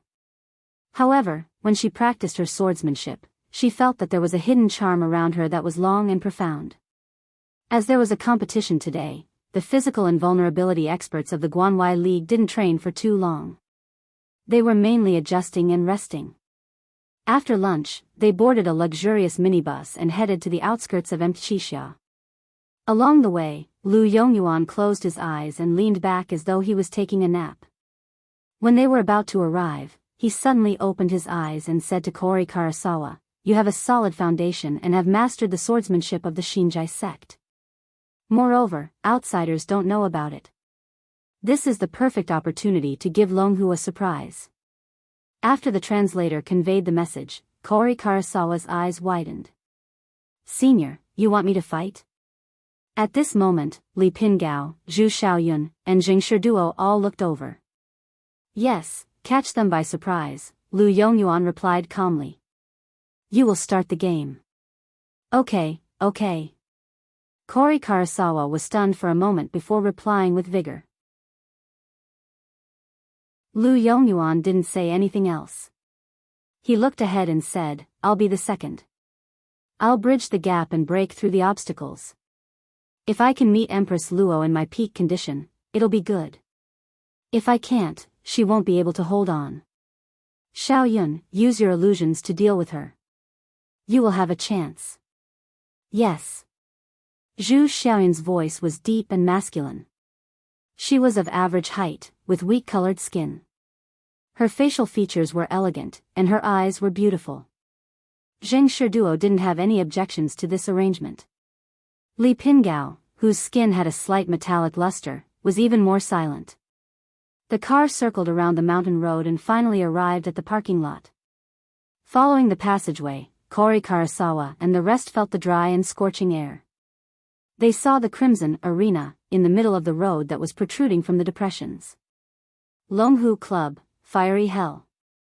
The audience was gradually arriving and entering the glass rooms and corridors at the edge. This is the battle between the top forces of China. Kori Karasawa took a deep breath and smelled the burning smell. Her grip on the fugu ball tightened subconsciously.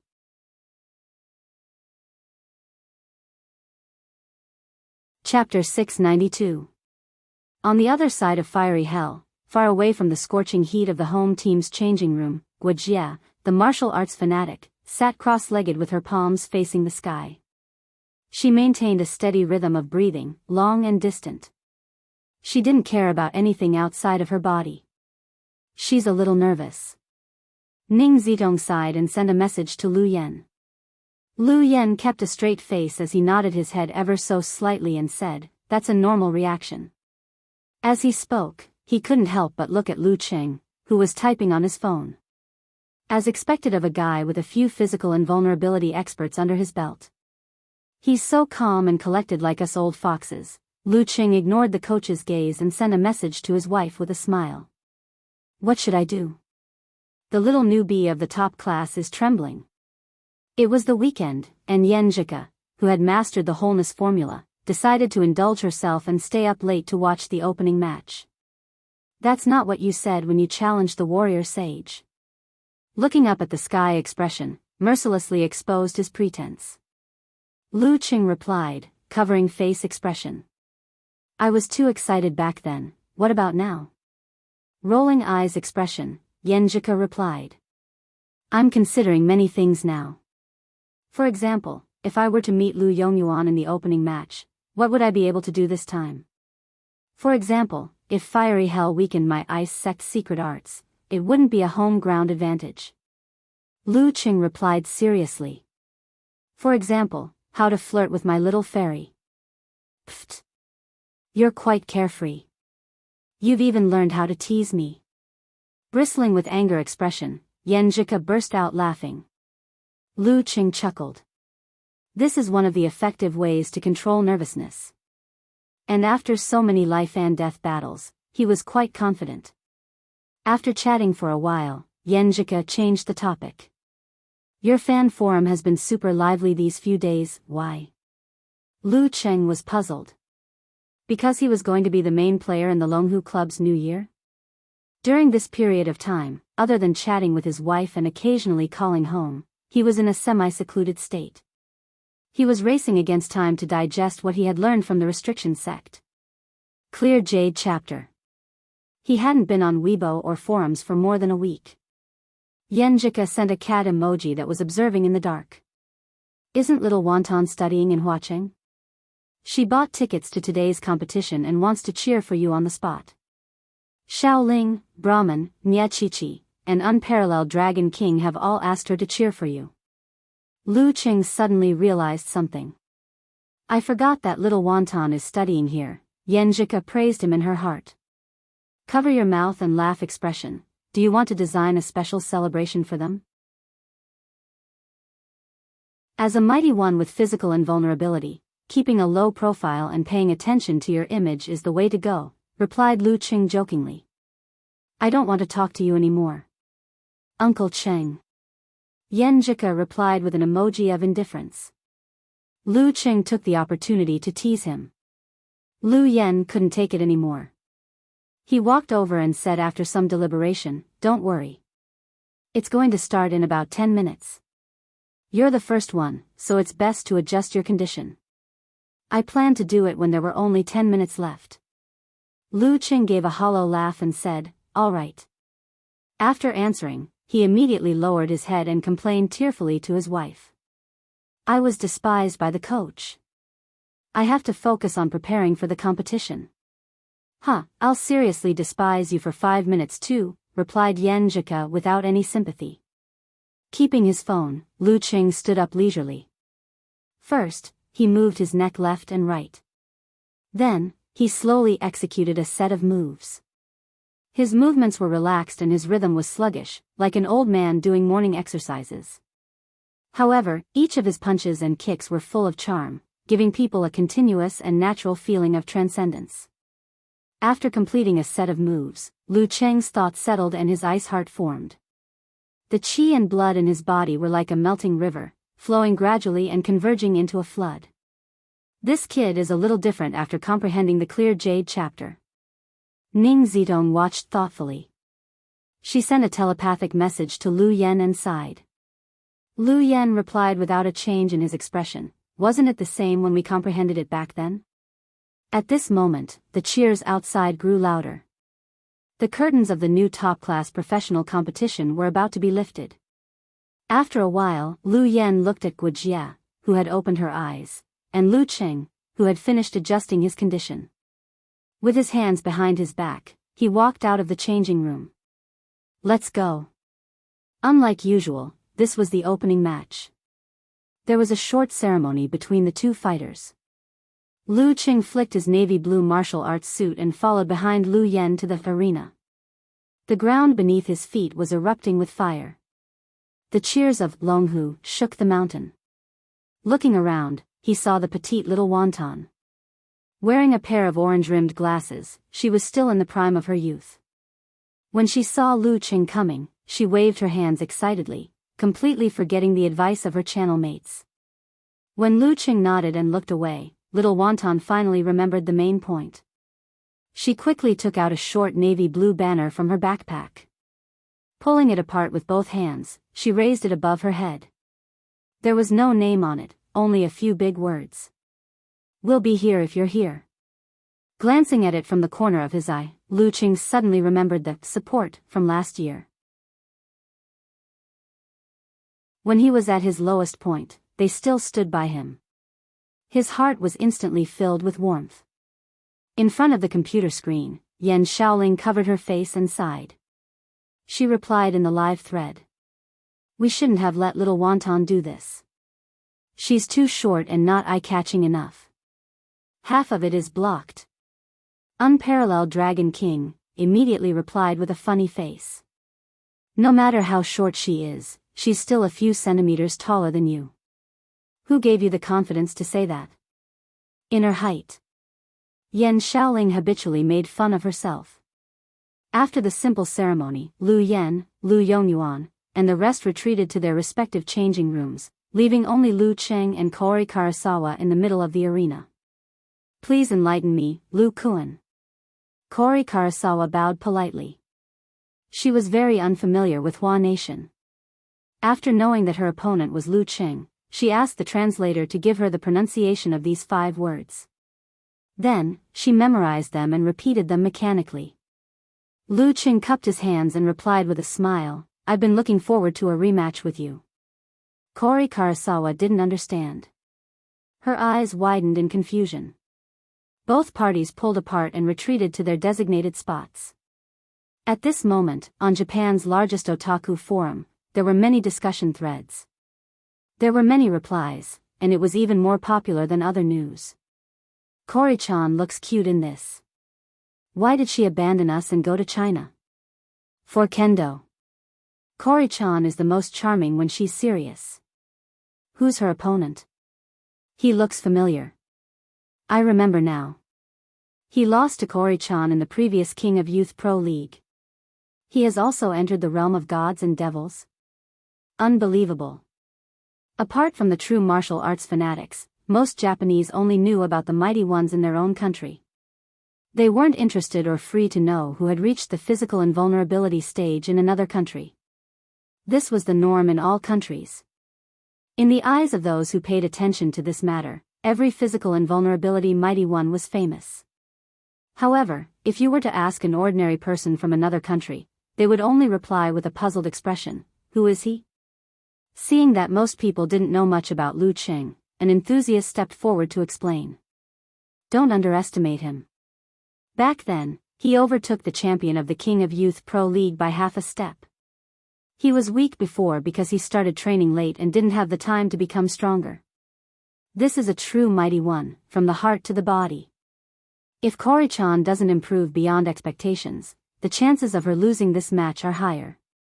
After reading the explanation, many people replied, he doesn't look like one. Idiot. It's because of the TV broadcast. It can't show that kind of temperament. I want Kori-chan to win, but I also want to see her teary face. What a contradiction. Pervert. The atmosphere of the forum quickly turned cheerful. Even with the reminder, they still lacked a direct understanding of Lu Cheng's strength. For the two with communication barriers, the 3-minute conversation turned into a pure battle of aura. Kori Karasawa was calm as she stood amidst the gushing flames.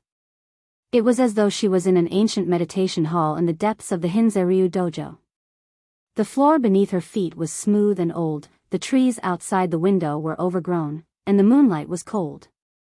There was no one around except for the Buddha statue. The solemn Buddha statue stood tall, overlooking the tranquility of the mortal world. She sat cross-legged and looked at it with her eyes closed. Her body and mind were empty. Without any obstacles or barriers, everything around her jumped into Kori Karasawa's mind. An indescribable and invisible feeling surfaced. Eye of the mind. This was one of the fundamentals of the Shinzeryu Kendo. It was similar to the combination of enemy heart freezing move and prediction ability. However, both aspects were lacking. Kori Karasawa saw the magma waiting to erupt underground, saw Lu Cheng, and saw a crystal-clear soul that was like a mirror on all sides. She saw her own reflection in the mirror. Every detail was exposed and exceptionally clear. Her mind jolted and she almost left the eye of the mind state. Calming herself down, Kori Karasawa maintained her state. She calmly opened her eyes and made eye contact with Lu Cheng. Her back arched naturally and her right hand gripped the hilt of her fukagemuru. She was like a divine weapon with a hidden edge, waiting for the day when she would shine brightly. After some time, the referee, who had retreated to the edge, raised his right hand and shouted, "Begin." The curtains of the new top-tier professional tournament had officially begun. Kori Karasawa suddenly stepped forward. Her body rippled like water and appeared before Lu Cheng in a flash. Clang! A bright white light shone, so fast that no one could see its trajectory. Ground shrink.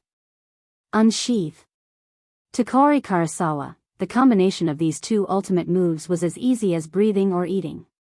She was fast, and so was Lu Cheng. As Kori Karasawa ground shrink, Lu Cheng stepped forward and closed the distance between them. His right fist hammered down heavily, hitting the side of the katana to stop its edge from slicing through the air. If not for Kori Karasawa's shocking speed of ground shrink, he could have pressed down on her palm and pushed the katana back into its scabbard. Kori Karasawa didn't panic. Instead, it was as if she had returned to the meditation hall and saw the Buddha statue. Clang!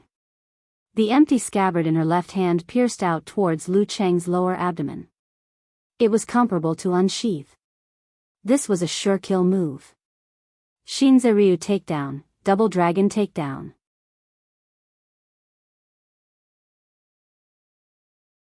Chapter 693. Kori Karasawa held her scabbard in a reverse grip, infusing her chi into it and retracting her wrist. Dragging a trail of dazzling light behind her, she struck her enemy in a half-stabbing, half-head-on fashion.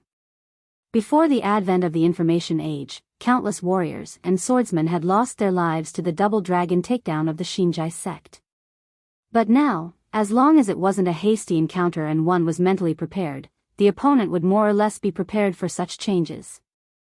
As expected, Lu Cheng retracted his left arm and punched across his chest. His fist landed awkwardly on the scabbard with purple flames. Bam! Bam! 2 consecutive bangs and dazzling light scattered. Both of Kori Karasawa's attacks were firmly blocked. However, her heart was as calm as an ancient well. She didn't show the slightest sign of depression, as though she had already expected this. Clang! She bent her right elbow and swung it away. Her long saber slashed out at lightning speed. Its sharpness was bone-piercing. Wherever it passed, droplets of water formed in the air and vaguely formed clouds. This was the Flying Bird takedown, a weakened version of the Shinjai sect's Flying Dragon takedown. But when used by the current Kori Karasawa, its speed was almost on par with the Flying Dragon takedown Lu Cheng had used when they first met. Boom! Lu Cheng straightened his arm and punched upwards with his heavy fist. It landed on the saber and covered it in a layer of crimson red. That was then, and this was now. The current Lu Cheng was even more different from the past. Boom! Kori Karasawa's scabbard followed closely behind. Her swallow return was tight and swift. It presented a ferocious momentum that was a stark contrast to her quiet, pretty image. Kaboom! Kaboom! Kaboom! Kori Karasawa's chi pierced through the rainbow. Her blowfish ball and scabbard alternated swallow return, unleashing wave after wave of slashes. Yen Shaoling and the rest in front of the screen subconsciously held their breaths as their hearts raced.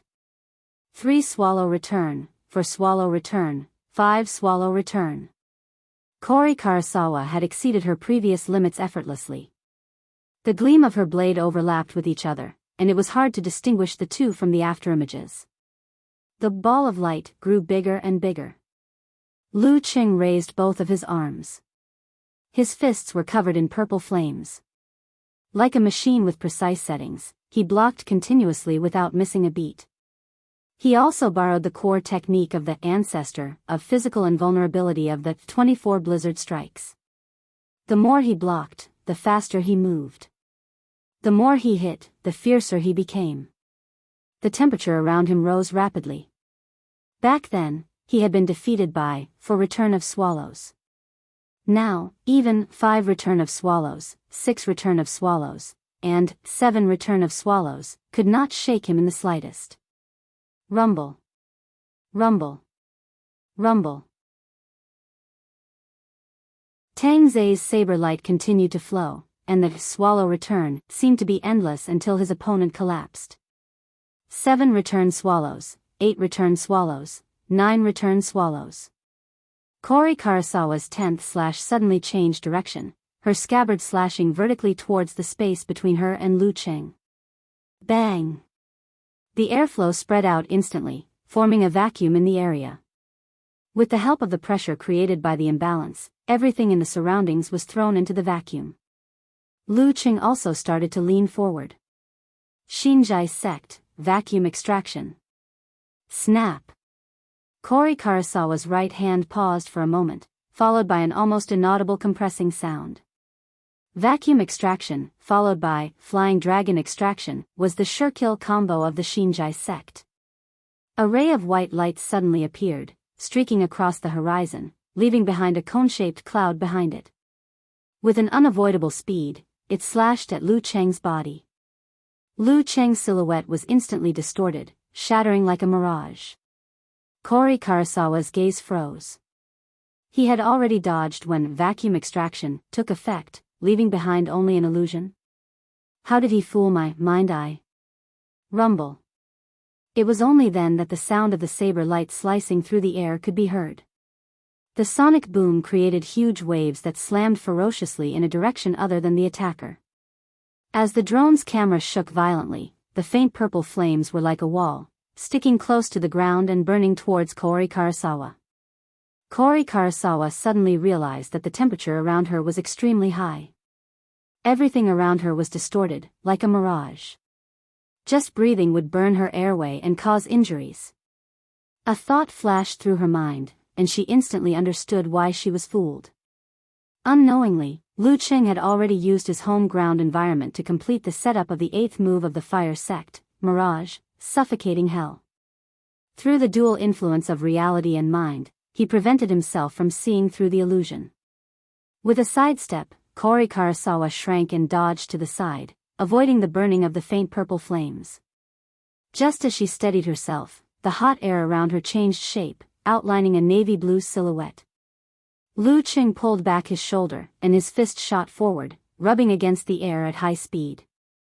It ignited the faint purple flames and landed heavily on his opponent's right shoulder. Kori Karasawa didn't panic. The scabbard in her left hand shot out diagonally, swallowing the katana. She then let go of her right hand, allowing the hilt to take advantage of the momentum to crash into Lu Cheng's left fist. Clang! The tachi retracted back into the scabbard, perfectly fitting. Lu Cheng's fist exploded with flames and bounced off. Taking advantage of this opportunity, Kori Karasawa twisted her back, her right hand once again gripping the hilt of her katana. Whoosh, whoosh, whoosh. She unsheathed her katana, changed her footwork, and slashed a few times at high speed. 8 bright and clear rays of light slashed at Lu Cheng from left, right, front, and back. It was like a giant snake with 8 heads attacking, biting, and frenzied. Shinjai sect's profound move, Chaos of Yamada. At this moment, Lu Cheng seemed to be in the middle of a blooming lotus of light, with layers of petals rapidly closing in. Kori Karasawa's attack wasn't over yet.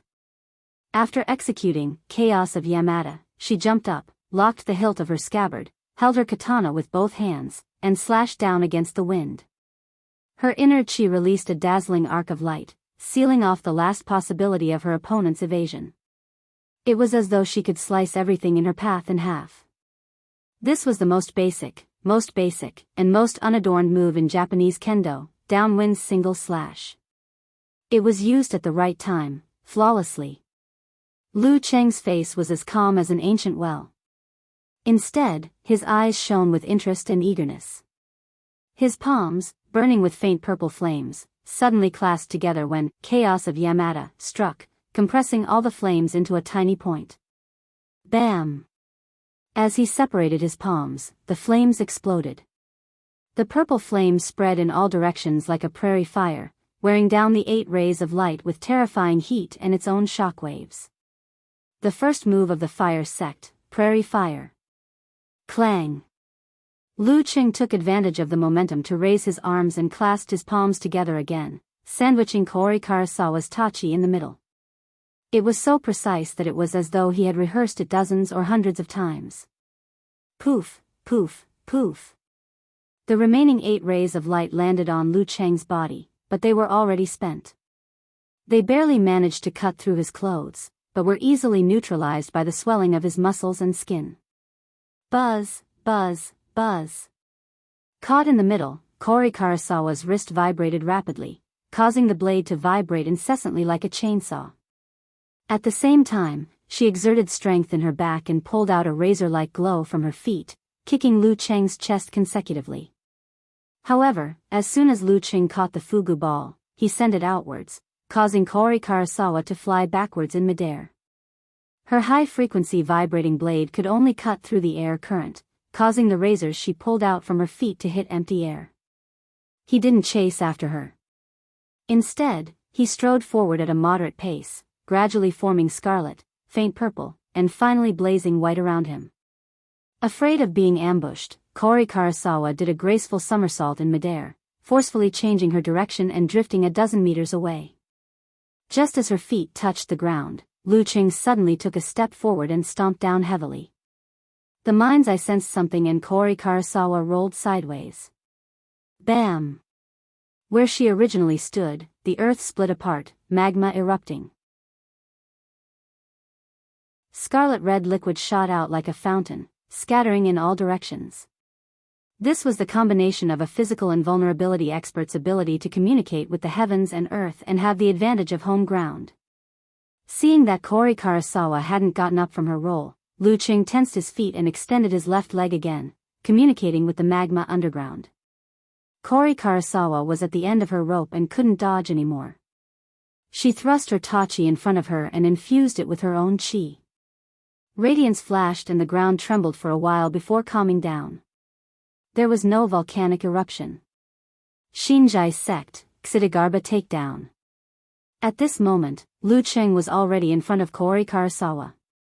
Light blue and gold coalesced around him. The 5 flames were ready.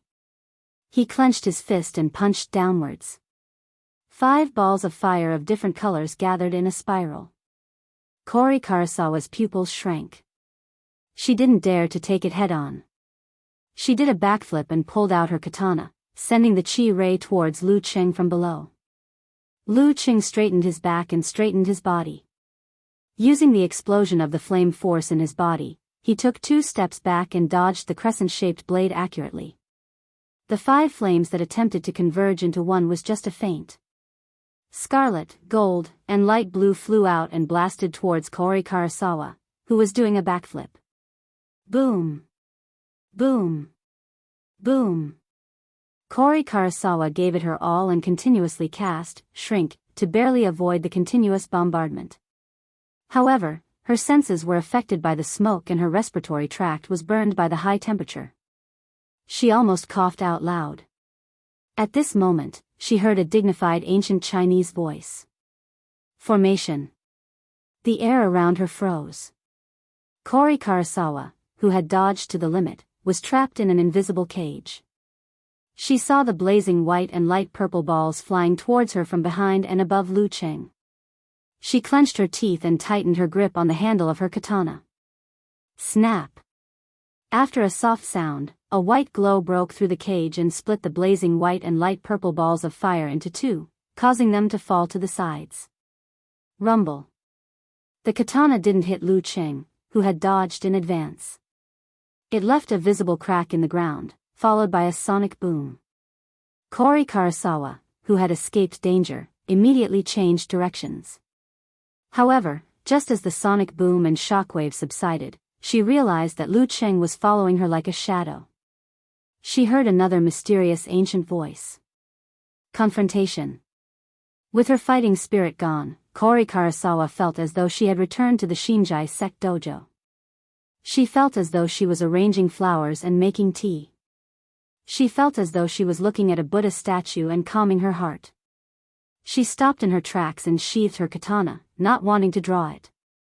However, such a state of mind was compatible with her usual training. Mind's eye was maximized and her enemy appeared clearly. This is an opportunity. Without killing intent, his premonition will be slower. Kori Karasawa maintained her meditative state, slowly and discreetly compressing her chi, muscles, and tendons. She was going to use the flying dragon takedown on her ambushing opponent to determine victory. After the confrontation formula, Lu Cheng's hand seals changed slightly. He changed the ancient word and shouted in a low voice, "Attainment."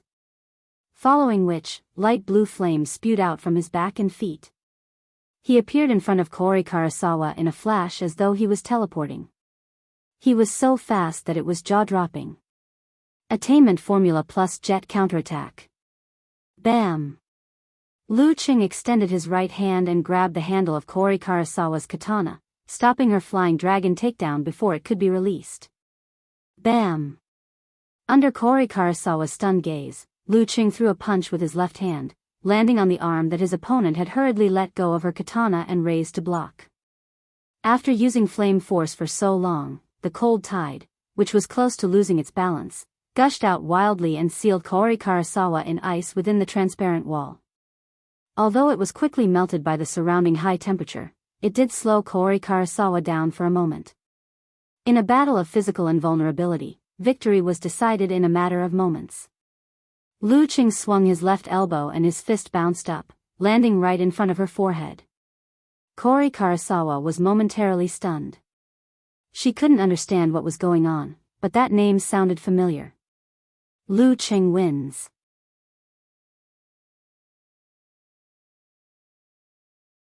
Chapter 694. Kori Karasawa had plenty of experience in arena matches. Although she didn't understand the referee's words, she knew exactly how the situation played out. She loosened her muscles and tendons that hadn't had the time to unleash their full power, allowing her gathered chi to dissipate. She arched her back and bowed solemnly. "Thank you for your guidance, Lu." With that, she didn't care if he understood what she meant. She picked up the katana in her scabbard and headed for the Guanwei League changing room. Her mind was in a mess. To a samurai famed for her swordsmanship, it was humiliating to be interrupted and sheathed her katana. Especially when it happened between a samurai of the same level. If it had been a few decades or centuries ago, committing suicide by disembowelment would have been a logical choice. The Shinjai sect wouldn't pursue such extremes, but it wasn't uncommon for them to sit in front of Buddha and distance themselves from pleasure. They would train their body and mind in a masochistic manner in hopes of cleansing themselves.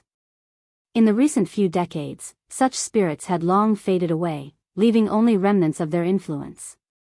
However, that wasn't an excuse to accept with a clear conscience.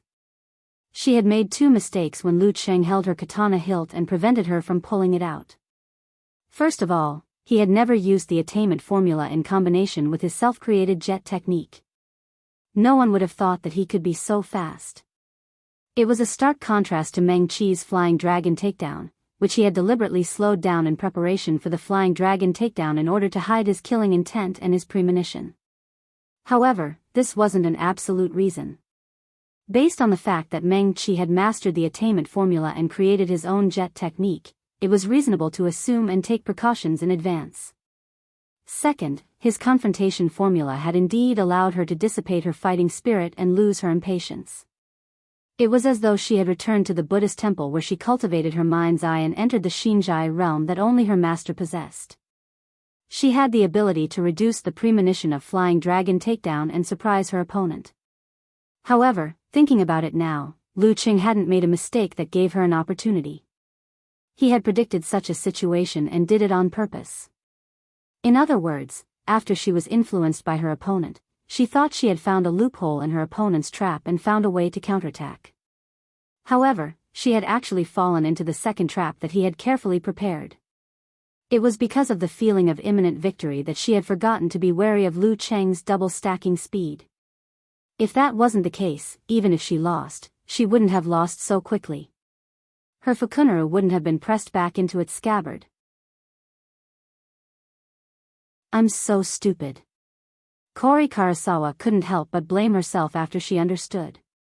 Her heart was filled with an inexplicable grievance, but it was suppressed by her powerful spirit, so she didn't show it. She just pursed her lips tightly. "Wow, Kori-chan's aggrieved look is super cute." In the major forums in Japan, many similar words appeared in an instant. My heart hurts. I want to comfort her. It's a pity that Kori-chan isn't like before. I remember when she was a teenager, if she lost, she would try to hold it in, but she wouldn't be able to hold back her tears. After all, he's already a divine ghost expert. I remember selling things like Tears of Hajime. Her opponent is really strong. He actually managed to push Kori-chan's knife back. It gives people the feeling of attacking from above and below. I've already reminded you that Lu Jun's growth is beyond your imagination. Too abnormal, too terrifying. He's not the only freak and terrifying expert in China. We have fallen behind by a lot, but those conservative and stubborn old men can't see it. Heavenly punishment, you old bastard. On the Chinese internet, similar discussions were everywhere. However, the words used to express their love were more direct. Phrases like kiss, hug, raise up could be seen everywhere. In the changing room of Longhu Club, Empress Luo stood in front of the glass window. Hearing the exclamations and cheers of the live audience, she took a deep breath and said, "He's indeed good at fighting. It's only been 6 or 7 months since he made the great leap. At this juncture, I'm afraid only Warrior Sage has done better than him in the past 20 to 30 years. Even Dragon King is at most on par with him." Lu Yan's tone was calm, but his evaluation of Lu Jun was quite high. Ning Zidong slowly turned her head and laughed out loud. "Luckily Dragon King is recuperating. If he had heard what you said just now, we wouldn't be able to see Lu Qing getting beaten up every week. That day will come sooner or later. I'm wondering if he'll take the initiative to challenge me like Long Zhen." Lu Yan's lips twitched as he cracked a rare joke. Ning Zidong rubbed her temples and sighed. Why did we name it Longhu in the first place? Every time something like this happens, I'm reminded of the saying, 2 tigers can't live on one mountain. Beside her, Guojia stared outside with a complicated expression. There was a desire to chase after Lu Qing. Lu Qing winning against Kori Karasawa was within expectations. However, no one expected him to win in such a manner. In the away team changing room, Zhu Xiaoyun, Li Pingao, Jing Shiduo, and the rest were silent. Only Lu Yongyuan's eyebrows twitched slightly. He stood up with the god-slaying saber that had turned the tables on the legendary twins. His expression was calm, and he seemed to be enjoying himself, just like when he saw the first spring rain last night.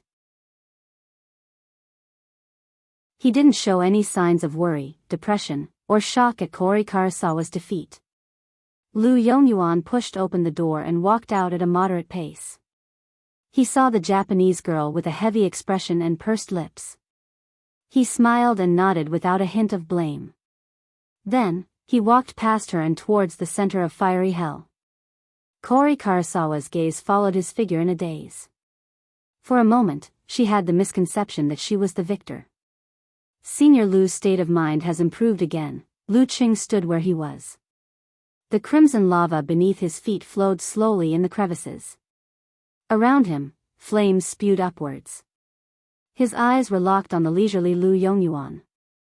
Compared to last year's master battle, this god-slaying saber's aura was completely different. He no longer had the feeling of absorbing light from the heavens and earth and bringing dusk forward. He also no longer had the hair-raising feeling of a divine weapon pressing against his forehead. He was like a woodcutter with a full load or an elder deep in thought as he fished. He had an indescribable harmony with the heavens and earth, as though he was an integral part of the painting. The more restrained and natural he is, the more terrifying the sharpness of the saber when it is unsheathed.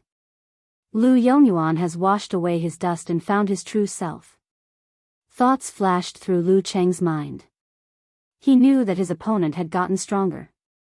During the master battle, Lu Yongyuan walked his own path and was in a state of impatience to test his saber. His sharpness was exposed and he was impetuous. But now, he had completely calmed down and returned to his original state. Only such a god-slaying saber could reach the realm of refining the head. Lu Yongyuan stopped where Kori Karasawa was initially standing. He looked at Lu Qing. His chiseled features moved slightly, and he revealed a smile. This time, it won't be just 9 sabers. P.S. The fight wasn't organized properly, so I had to stop here. fewer words.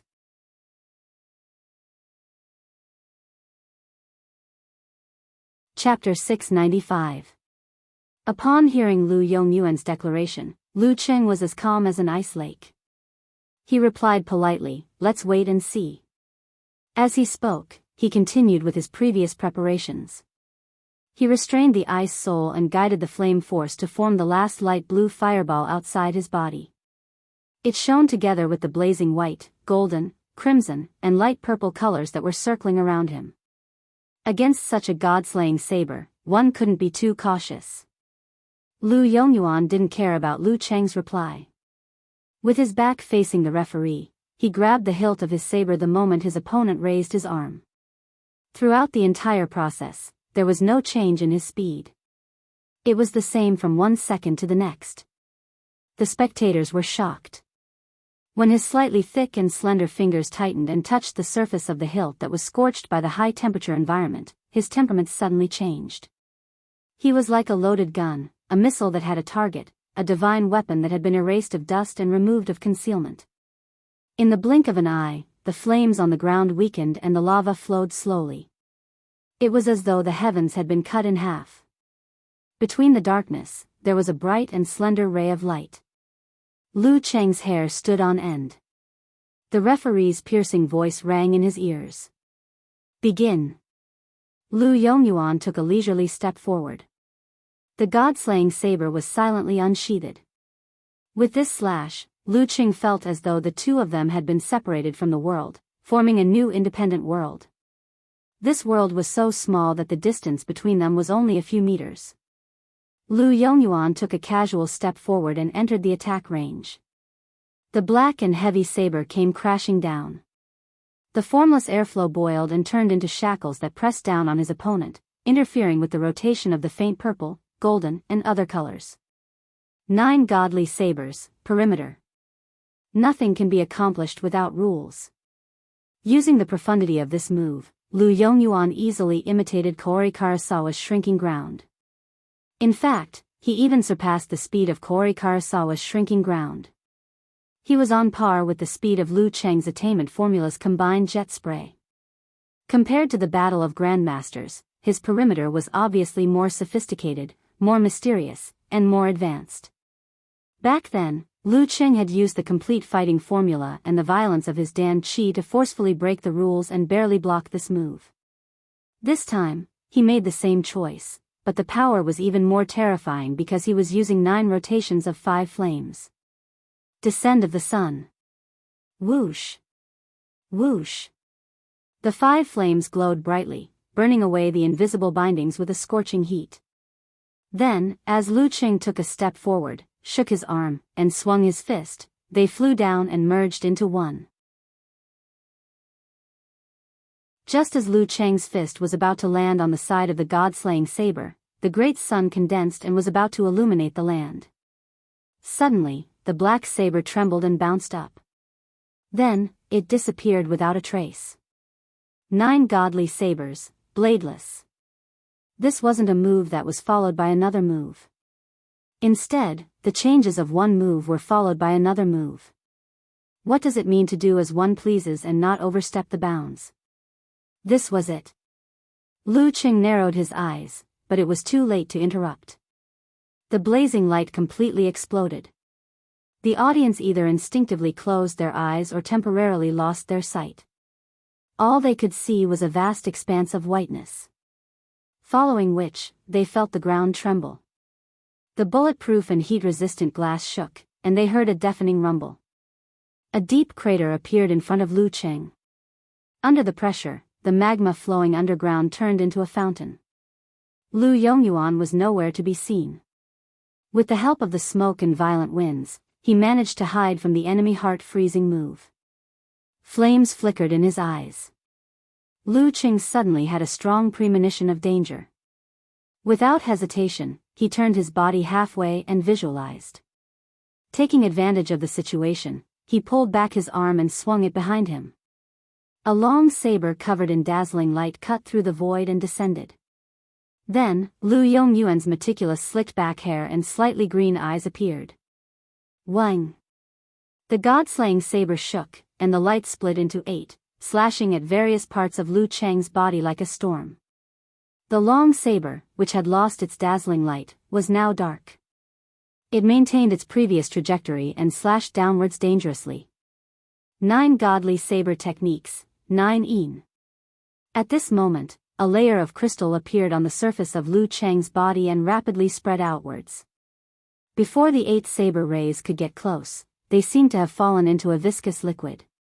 Their radiance began to weaken and their speed gradually slowed. The closer they got to Lu Cheng, the thicker the viscous liquid. In the end, they even formed an ice wall. Kacha! Kacha! Kacha! Amidst the shattering sounds, Lu Cheng's fist struck the black long saber.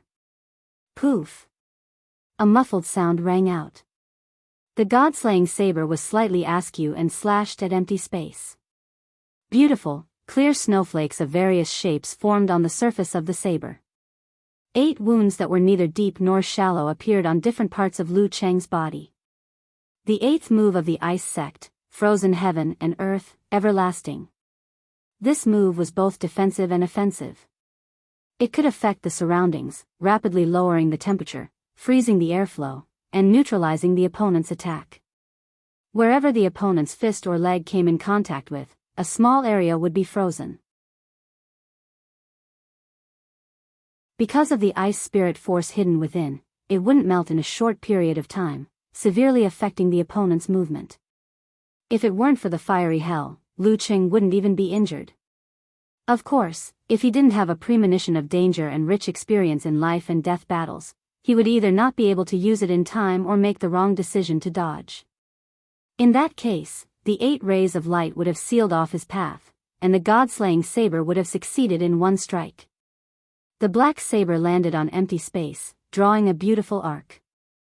Along with the ice and snow that hadn't melted, it retreated with greater force. Lu Cheng was about to counterattack when he sensed danger again. This time, he suddenly pounced to the side. A bolt of lightning lit up. The airflow behind him formed a cone shape and expanded into clouds. Its speed was even faster than Kaori Karasawa's flying dragon takedown. 9 godly saber techniques, extreme electricity. Boom! Amidst the deafening explosion, Lu Cheng's ears went against common sense. He closed his eyes and blocked most of the sound waves. Using the strong wind and waves, he rolled like a donkey and flipped like a sparrow hawk. He stood up again and widened the distance between them. However, Lu Yongyuan didn't stop to introduce his moves like he did in the master battle. Retracting his extreme electricity, he took a step forward and struck again with his saber, not giving his opponent any time to catch his breath. This strike was square and circle again, shortening the distance between them once more. The shackles of the rules pressed down on Lu Cheng. Again. The thought flashed across Lu Cheng's mind.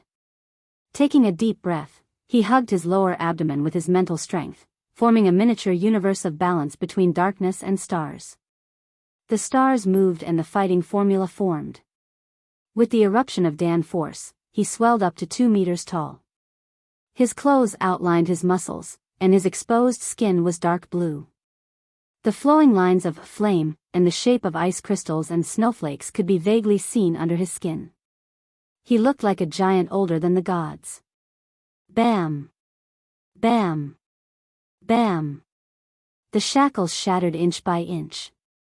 Lu Cheng twisted his waist and back, and his right fist flew out like a rocket launcher.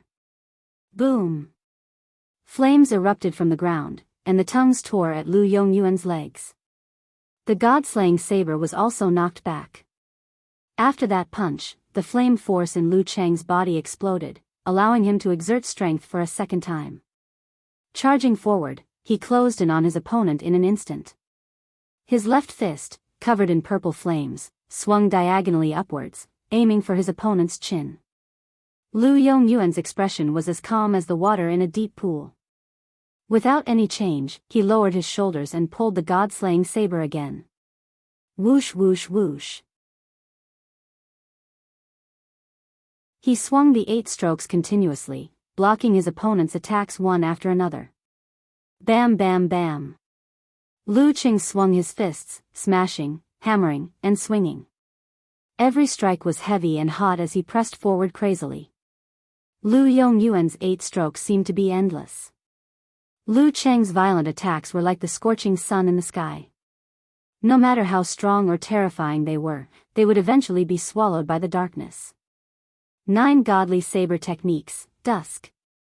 After a series of attacks, Lu Cheng, who had some poison in his body, had to take a breather.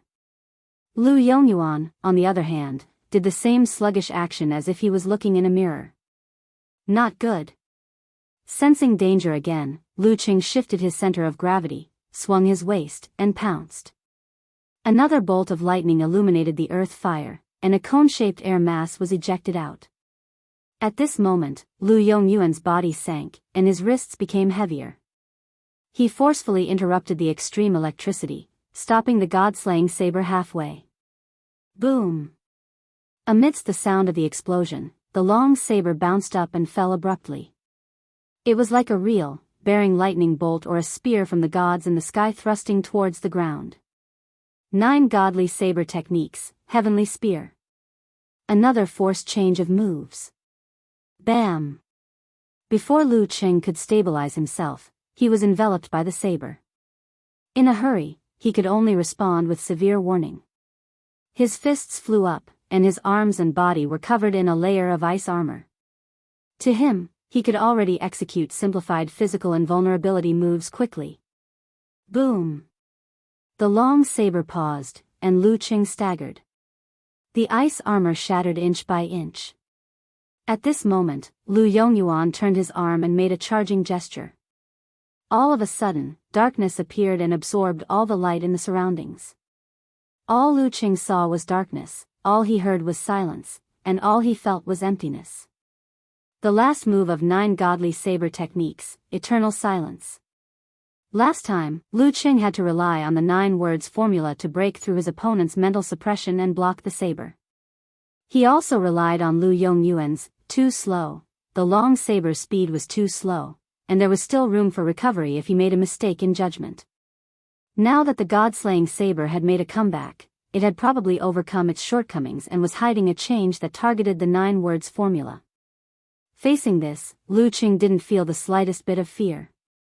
Instead, there was a hint of joy in his eyes. This was the moment he was waiting for. Waiting for Lu Yongyuan to execute Eternal Silence. Logically speaking, even if he hadn't fought Kaori Karasawa, he wouldn't have much of a chance of winning against Lu Yongyuan, who was close to the level of Dragon King or Warrior Sage. Through the combination of martial arts and cultivation, the Dan into equilibrium, and the cosmic universe style, Lu Cheng had almost reached the level of a second pin when he had just mastered the unique skills of the Ice Sect and Fire Sect.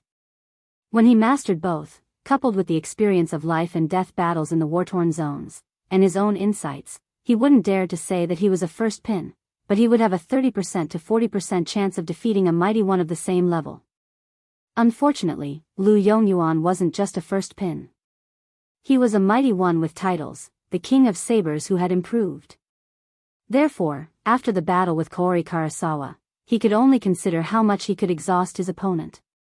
However, if he only thought about exhausting his opponent, he would be restrained and unable to unleash his full potential.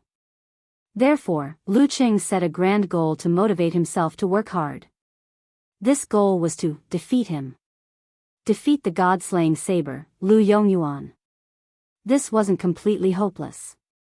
There was still a tiny possibility.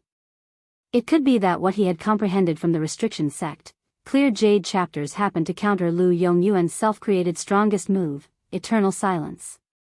In the silent darkness, Lu Cheng lowered his center of gravity. His feet were in the air, and he lifted his right hand clumsily. This was the moment he had been waiting for.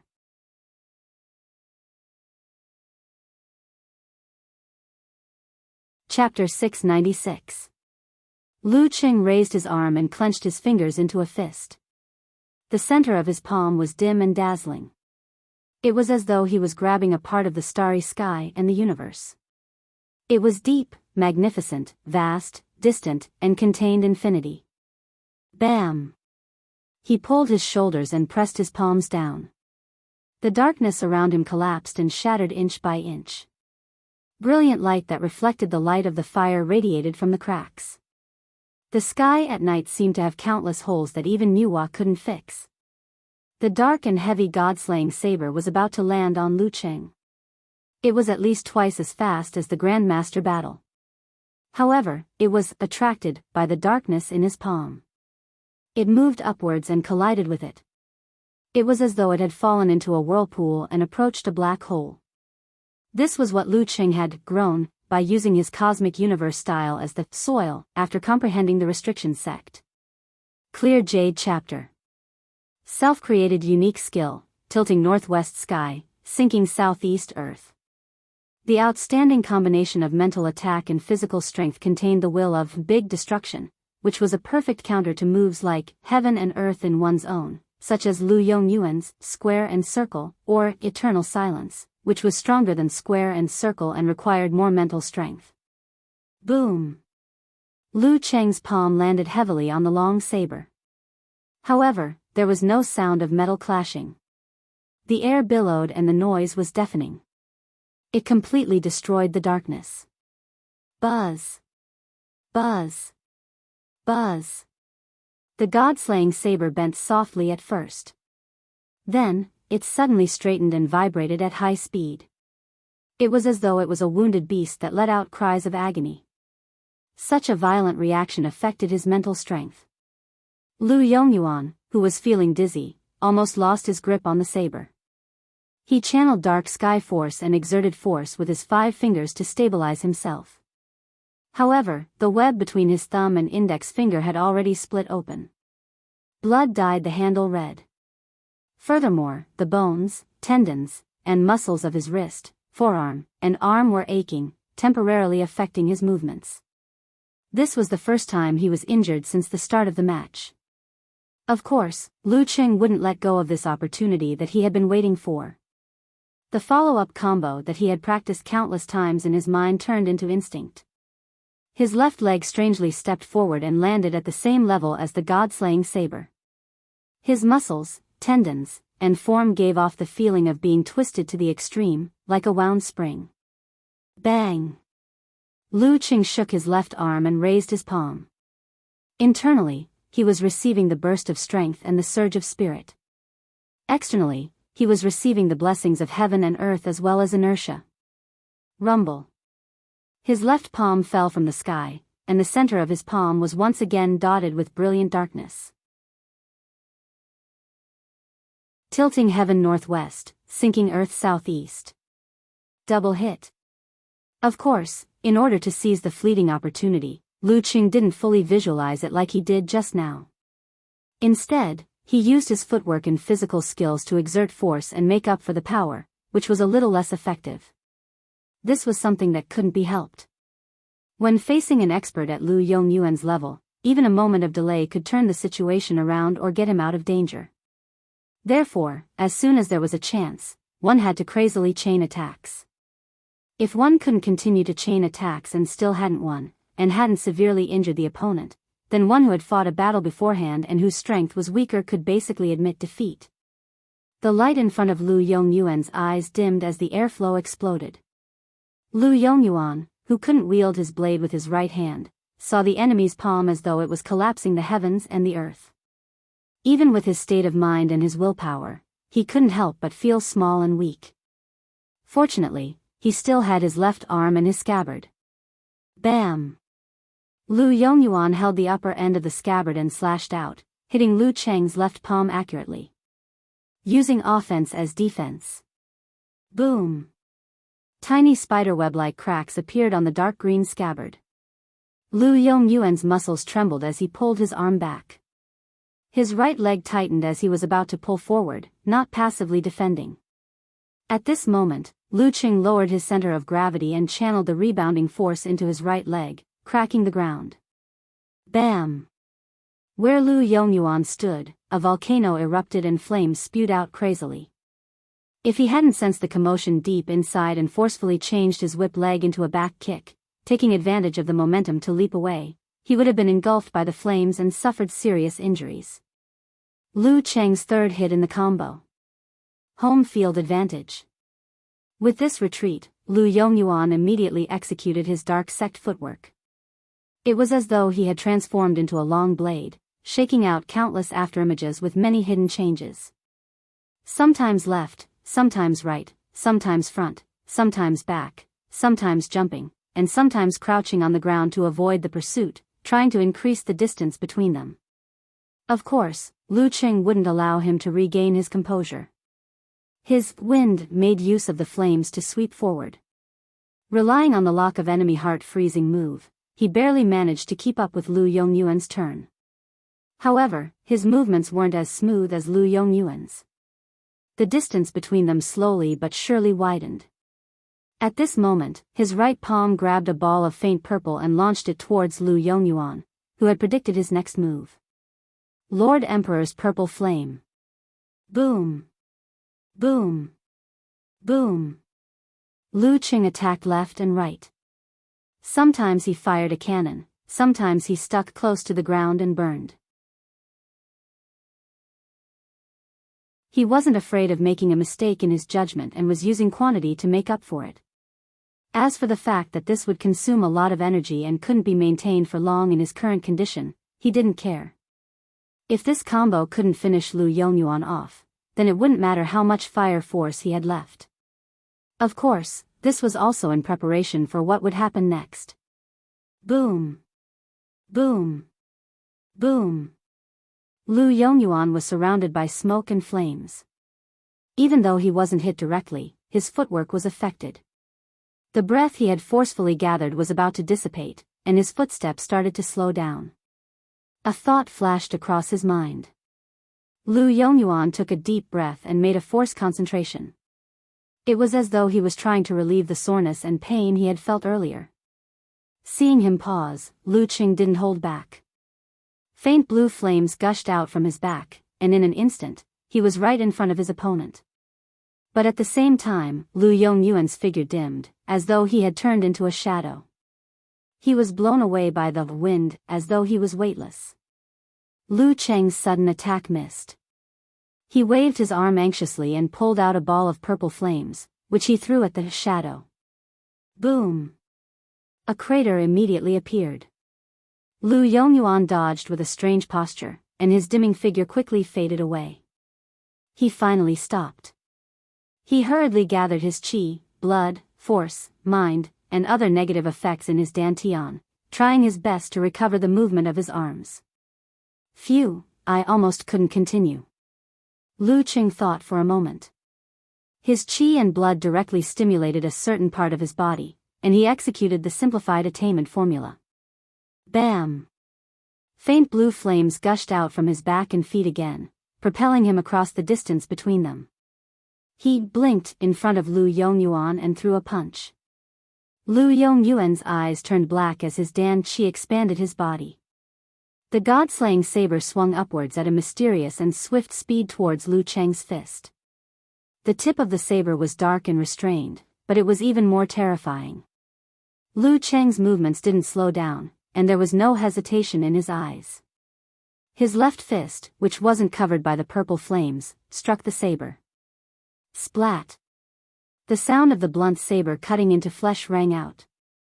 The god-slaying saber cut through his skin, muscles, and fascia, and into his white finger bones. But there was an obvious pause, as though it was stuck there. No, it wasn't stuck. It was because it had already cut through the solid ice wall. It was because the saber was covered in a thick layer of crystal. It was because the frost had spread and sealed Lu Yongyuan in ice. Self-created unique skill, Lament of the Ice Queen. Lu Cheng had used so much fire force just now to create a temporary and extreme imbalance between ice and fire. He wanted to simulate a universe without stars and to simulate the terrifyingly low temperature. He didn't need to prepare anything else, nor did he need to surround himself with 5 flames. That was how he could use it. Using it cleverly depended on his heart. Crack. The ice coffin that sealed Lu Yongyuan didn't even last a second.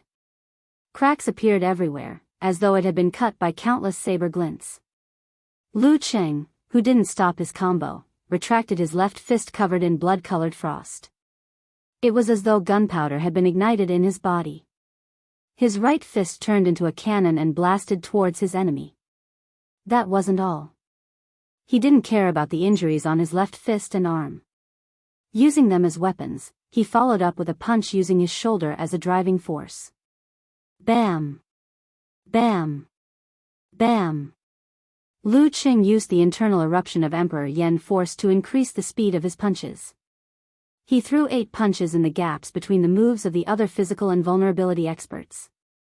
He was so fast that the audience thought he had 4 arms.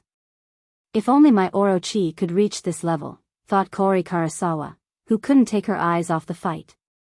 To be able to force Senior Lu to this extent, Lu Qing has really left me in the dust. Bam! Bam! Bam! The ice coffin shattered completely. Lu Yongyuan, who was still feeling cold, faced Lu Cheng's frenzied attacks. His god-slaying saber and scabbard moved horizontally and vertically, up and down. Even though he was slightly slower, he blocked the 8 consecutive punches purely with his saber techniques and judgment. Bam! Lu Qing suddenly bent his knees, arched his back, and pounded his fists on the ground like a madman. Lu Yongyuan felt the pressure lessen. Just as he was about to take advantage of the situation and switch from defense to offense with Heavenly Spear, his expression changed as he sensed the madness underground. With this attack, Lu Qing was going to detonate the fiery hell within a few dozen meters, draining most of his home field advantage. Left, right, forward, backward, I'll be hit by the lava. Even with Dark Sky's protection, I'll only be able to withstand it for a short while. It's inevitable that I'll be severely injured. Next up, I'll have to face Empress Luo. Thoughts flashed through Lu Yongyuan's mind. He jumped up high, his legs shrouded in darkness and hard to see. Boom! Other than where Lu Qing was, the ground within a 30-meter radius caved in. Flames, lava, and dust spewed high into the air. The sky was first crimson red, then turned gray. The fountain surged for an unknown number of meters before finally running out of momentum. It spilled downwards, but it failed to engulf Lu Yongyuan.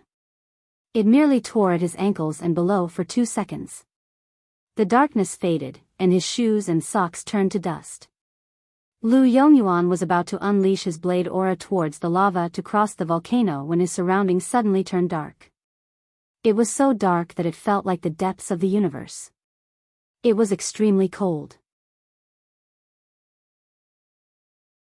In the distance, stars moved one after another, maintaining balance. Lu Cheng's previous attack was both to detonate the accumulated energy underground and to prepare for his follow-up combo. Universe Phantom. He straightened his back, raised his hands, and stood up abruptly. Lu Yongyuan first turned into a bug in a transparent amber. Then, he saw the stars coming at him one after another. I've won, right? Lu Cheng was exhausted from the combo. He looked up at the sky, waiting for the result. Boom! Boom! Boom! The ice coffin exploded, and more stars came at Lu Yongyuan like a net. Seeing that the intense explosions were about to happen, a ray of light slashed out, and darkness surged, enveloping the specks of light. There was no sound, no light. The 9th move of the Dark Sect, Dark Devouring Sun, Descent of Eternal Night. This was also the blueprint for the last move of Lu Yongyuan's 9 godly sabers, Eternal Silence. However, compared to Eternal Silence, which hadn't been perfected, this killer move of the Dark Sect was obviously more complete. SSS. Lu Qing gasped. He didn't expect Lu Yongyuan to use this move without any preparation. If he had done so earlier, wouldn't he have won long ago? Looks like he wouldn't use it so easily. He would have to pay a hefty price. In a breath, the darkness was torn apart like a curtain. Faint rays of light fell and were swallowed by the lava. Lu Yongyuan's figure appeared. His hair was still neat, but his clothes were in tatters. The god-slaying saber was trembling non-stop. He seemed to have lost his strength temporarily and fell straight down. There was no ground below him, only the undulating and slowly flowing crimson lava. Lu Qing narrowed his eyes and raised his right hand with difficulty. At this moment, Lu Yongyuan recovered. His figure dimmed, and he turned into a shadow again. His fall slowed significantly. Following that, he was about to slash at Lu Cheng's location and use the recoil to change direction. He seemed to still have a lot of strength left. However, a majestic purple color appeared in his eyes. He saw a heavy and terrifying fireball condensing in front of Lu Cheng's right palm. If such an attack comes, I can only take it head-on since I can't change direction in time. The result of that is to lose the opportunity to slash at him, change direction, and cross the lake of lava. I will fall into it. Even if I can use dark sky to protect myself, under such circumstances, there is a 50% chance that I won't be able to survive. There is a 50% chance that I will be severely injured and will barely be able to crawl to the ground on the side. Lu Yongyuan's eyes turned cold. He sheathed his saber and kicked off with the back of his foot. He slashed at the isolated island where Lu Cheng was. Using the recoil, he floated back and landed on the lake 20 to 30 meters away like a kite. During this process, Lu Cheng didn't use Lord Emperor's purple flames. He drained his Lord Emperor's purple flames because Lu Yongyuan's answer was to return the god-slaying saber to its scabbard. The referee didn't hesitate. He raised his right hand and shouted, "Second round, Lu Cheng wins." Lu Cheng heaved a sigh of relief. He felt that he was on his last legs. Without waiting for Lu Yongyuan to speak, he cupped his hands and smiled. "Thank you, senior." With that, he turned and left. He walked towards the Longhu Club changing room with light steps. Just like Lu Yongyuan, he floated away after 9 slashes. P.S. This chapter is close to 4,000 words, so it's late. Consider it as making up for yesterday's chapter with fewer words.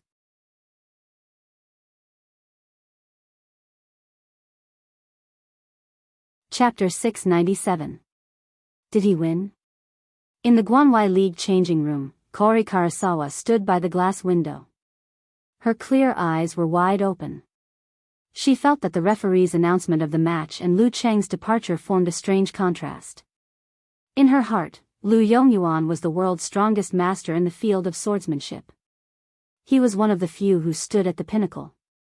She would have to spend 10 or 20 years to reach his level, or even never reach it.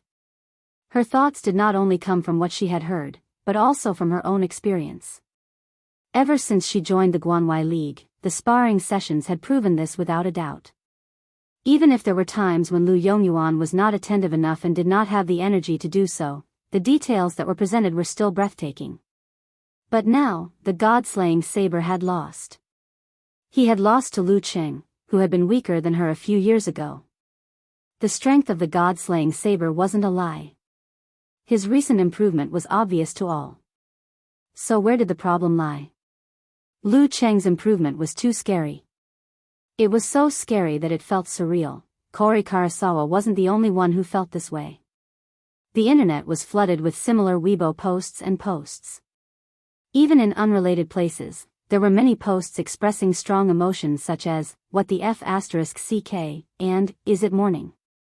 In the room of an unknown commentator, the bullet screen flashed one by one, almost covering the handsome face of the commentator. Damn, the god-slaying saber lost? I have something to say, but I don't know if I should.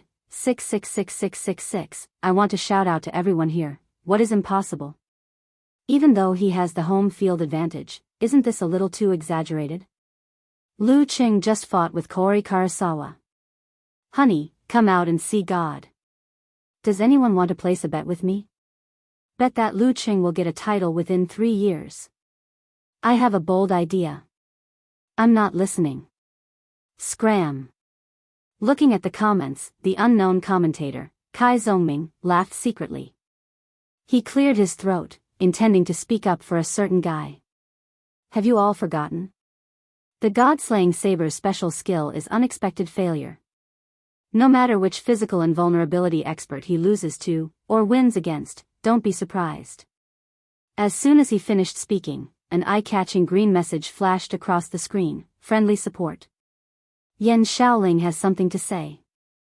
I feel that the god-slaying saber was very serious today. Yes, that's it. Damn, you can even see that? Kai Zongming was rendered speechless. But come to think of it, even a pig, after watching so many martial arts competitions for so many years, would be able to tell 1, 2, 3, 4, 5. Although Yan Shaoling often made stupid mistakes, such as going to get the express delivery and returning to the dormitory with a bag of snacks, it wasn't to that extent. As this thought flashed through his mind, Kai Zongming immediately gritted his teeth. He had clearly asked this girl to organize some people to support and increase his popularity, but she actually ruined his plan? Thinking quickly, student Xiao Ming was quick-witted.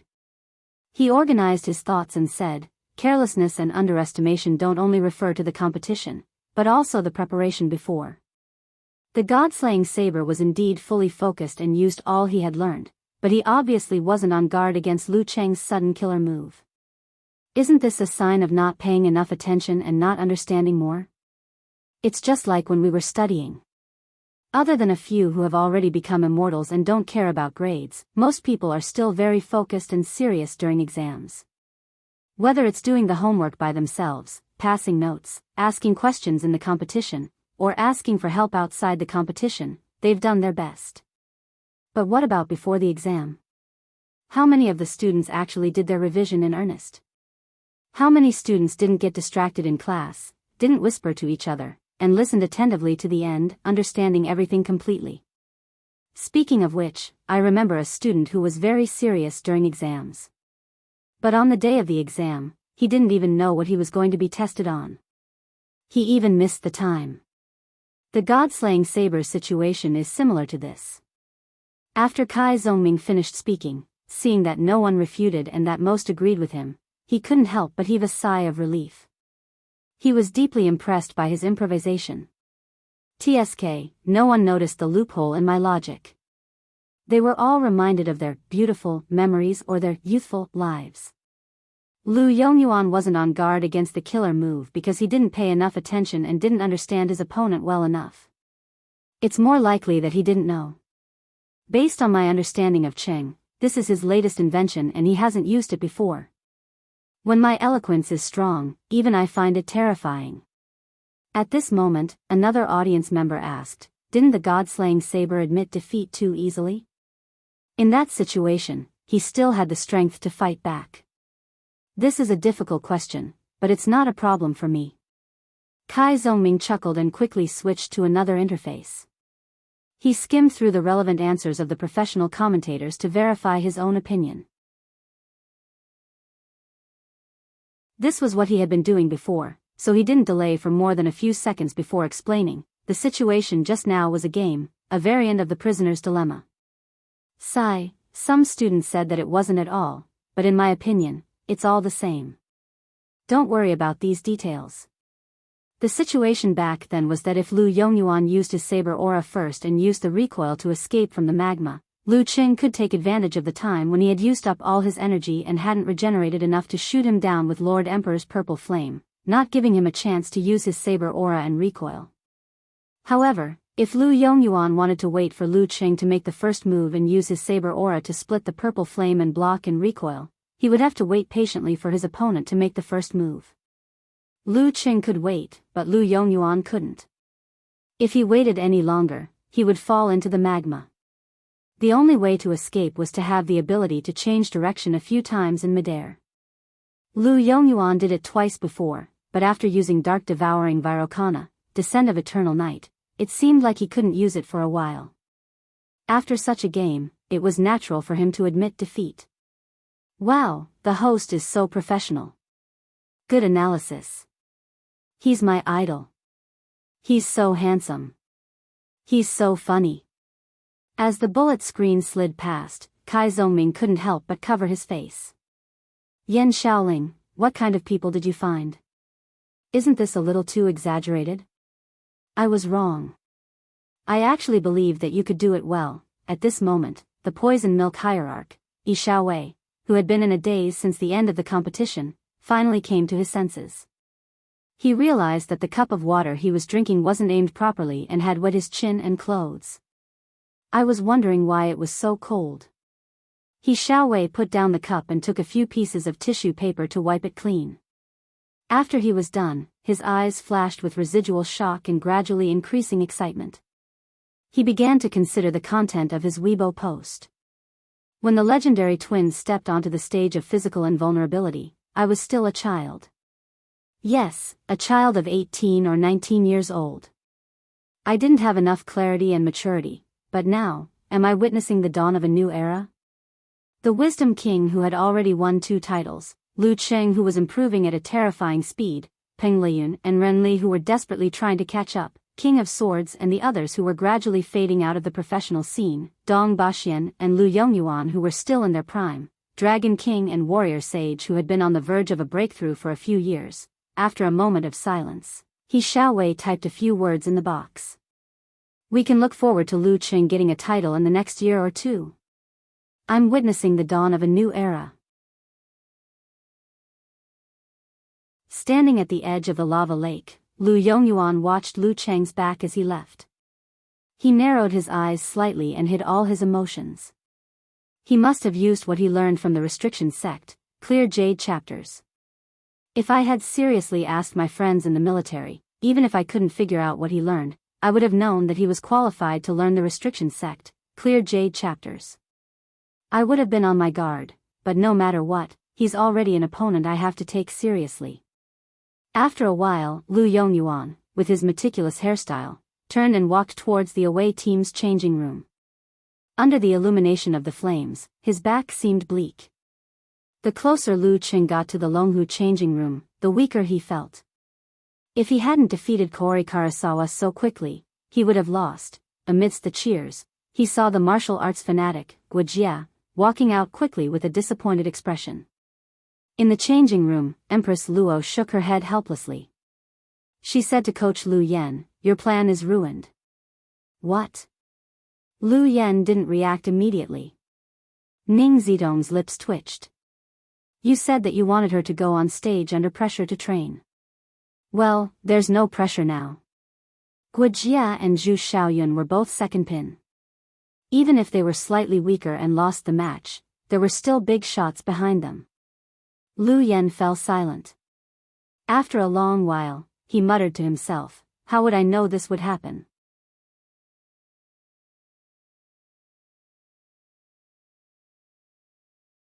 Chapter 698. After exchanging a nod with Lu Cheng, Guojia walked towards the edge of the magma lake under the protection of the underground fire. The nervousness in her heart was long gone. It was even worse than when she participated in the title match. It was closer to being arranged to fight in an unimportant match. However, this didn't affect her yearning for matches. Challenging different opponents, witnessing different secret arts, and experiencing different styles had always been one of her hobbies. The nickname martial arts fanatic wasn't made up by others. How could there be no wind without a cause? In the changing room of the Guanwai League, Zhu Xiaoyun, who had a healthy weak complexion and a slender figure of average height, sighed and stood up slowly. Sister Xiaoyun, don't feel pressured, consoled Jing Shiduo, who was about 2 meters tall. It wasn't the first time Boss Lu had unexpectedly lost a match. We didn't expect you to win 1 versus 2, especially with Empress Luo, who was famous for her movement techniques. Zhu Xiaoyun put her finger to her lips and made a smile. I'm not feeling pressured. I'm just lamenting that the martial arts fanatic is indeed a martial arts fanatic. Other than practicing martial arts, competing, eating, and sleeping, it's all about practicing martial arts, competing, eating, and sleeping. I can't believe I didn't manage to collect any dark history of hers. It's going to be tough later. She collected dark histories of others for 2 reasons. Firstly, it was to satisfy her hobby of gossip. Secondly, it was to use it as material for her illusionary secret arts. Through targeted arrangements, she could improve the effect and pass off the truth as the truth. However, Guojia was so boring that she felt helpless. Without waiting for Jing Shiduo to say anything else, Zhu Xiaoyun cracked her neck and walked towards the changing room door. As she held the door handle, she turned around and looked at Li Pingao, whose eyelids shone with a metallic luster. She didn't know what he was thinking with his head lowered. I'm going to battle. You have to come out as soon as possible. You're the most promising one among us to become a first pin and enter the title match. When Guojia and Zhu Xiaoyun approached the magma lake, Lu Qing took the phone and specially made nutrient solution from Alman, who came from the glass room next door. As he gulped down the liquid, he pushed the door open and entered. Ning Zitong lowered her hands and stood beside the window. Glancing at him, she said in exasperation, "You want us to change our home ground this year? The Dragon King is like that, and so are you. You don't learn from the good and learn from the bad." Lu Qing turned back to look at the magma lake that was dozens of meters in radius. He laughed dryly and said, too forgetful, otherwise, he would not have been able to defeat the god-slaying saber. Of course, Sister Ning was not wrong. If similar explosions were to happen a few more times, this place would become a real magma lake decorated with stone pillars. At that time, it would be more beneficial for the warriors with outstanding body movements or the warriors who could travel in thin air, instead of the masters of the fire sect. Moreover, the danger level would increase exponentially. At this point, they had to find another main battlefield. There weren't many similar natural environments around Flower City. Well, 5 years ago, the previous home ground was ruined by the Dragon King. After hearing his reply, Ning Zitong spat.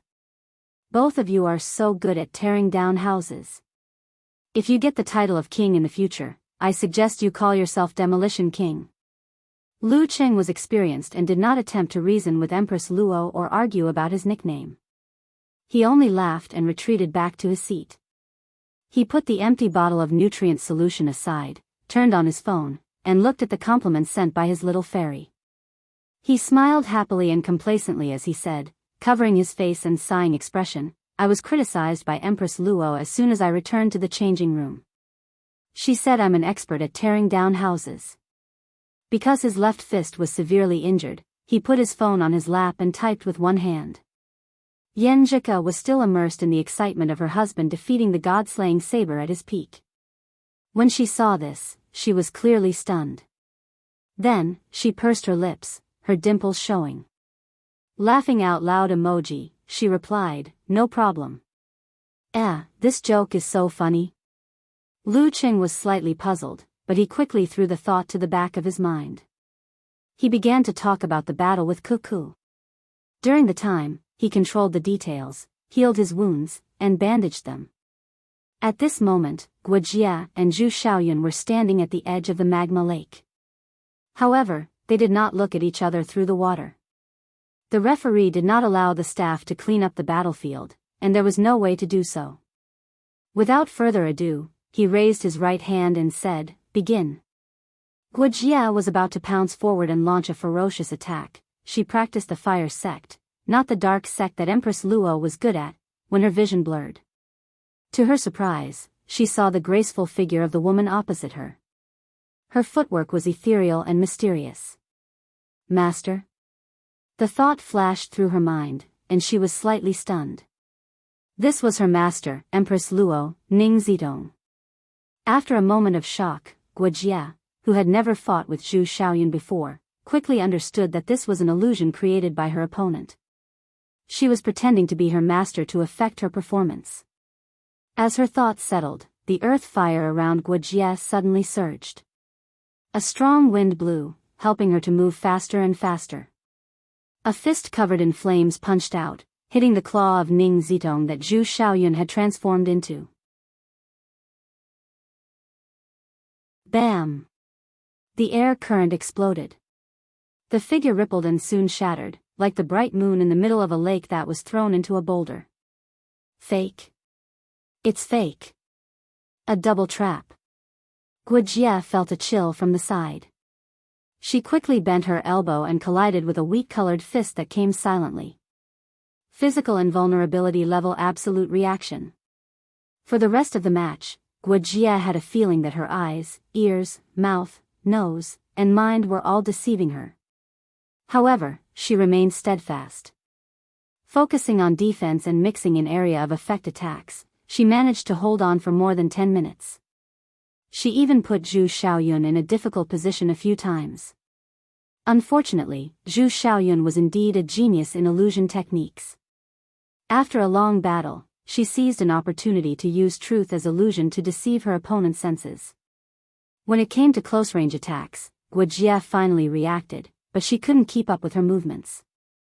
Regretfully, she lost. In the changing room, Ning Zitong heaved a sigh and mumbled, "I really don't like competing with her. It always reminds me of my helplessness, awkwardness, and unwillingness to recall." If it were in ancient times, her style of exposing others' scars would have been ganged up on and beaten to death. Lu Yan's face darkened as he added, "Her only strength is that only she knows." So, what dark history do you have, Sister Ning?" Lu Qing was curious, but he didn't dare to ask. He watched as Empress Luo sashayed out the door. Suddenly, a thought flashed through his mind. He tilted his head and asked with interest, "Coach, did you let Guo Jie fight because you didn't want to face Zhu Xiaoyun? What dark history does she know about you?" Lu Yan's expression froze. He replied in a deep voice, "Why would I be afraid of her?" After that, he stood up, walked to the window, and looked at the arena. "I'm not afraid of her, but I'm afraid of myself." Lu Qing laughed to himself.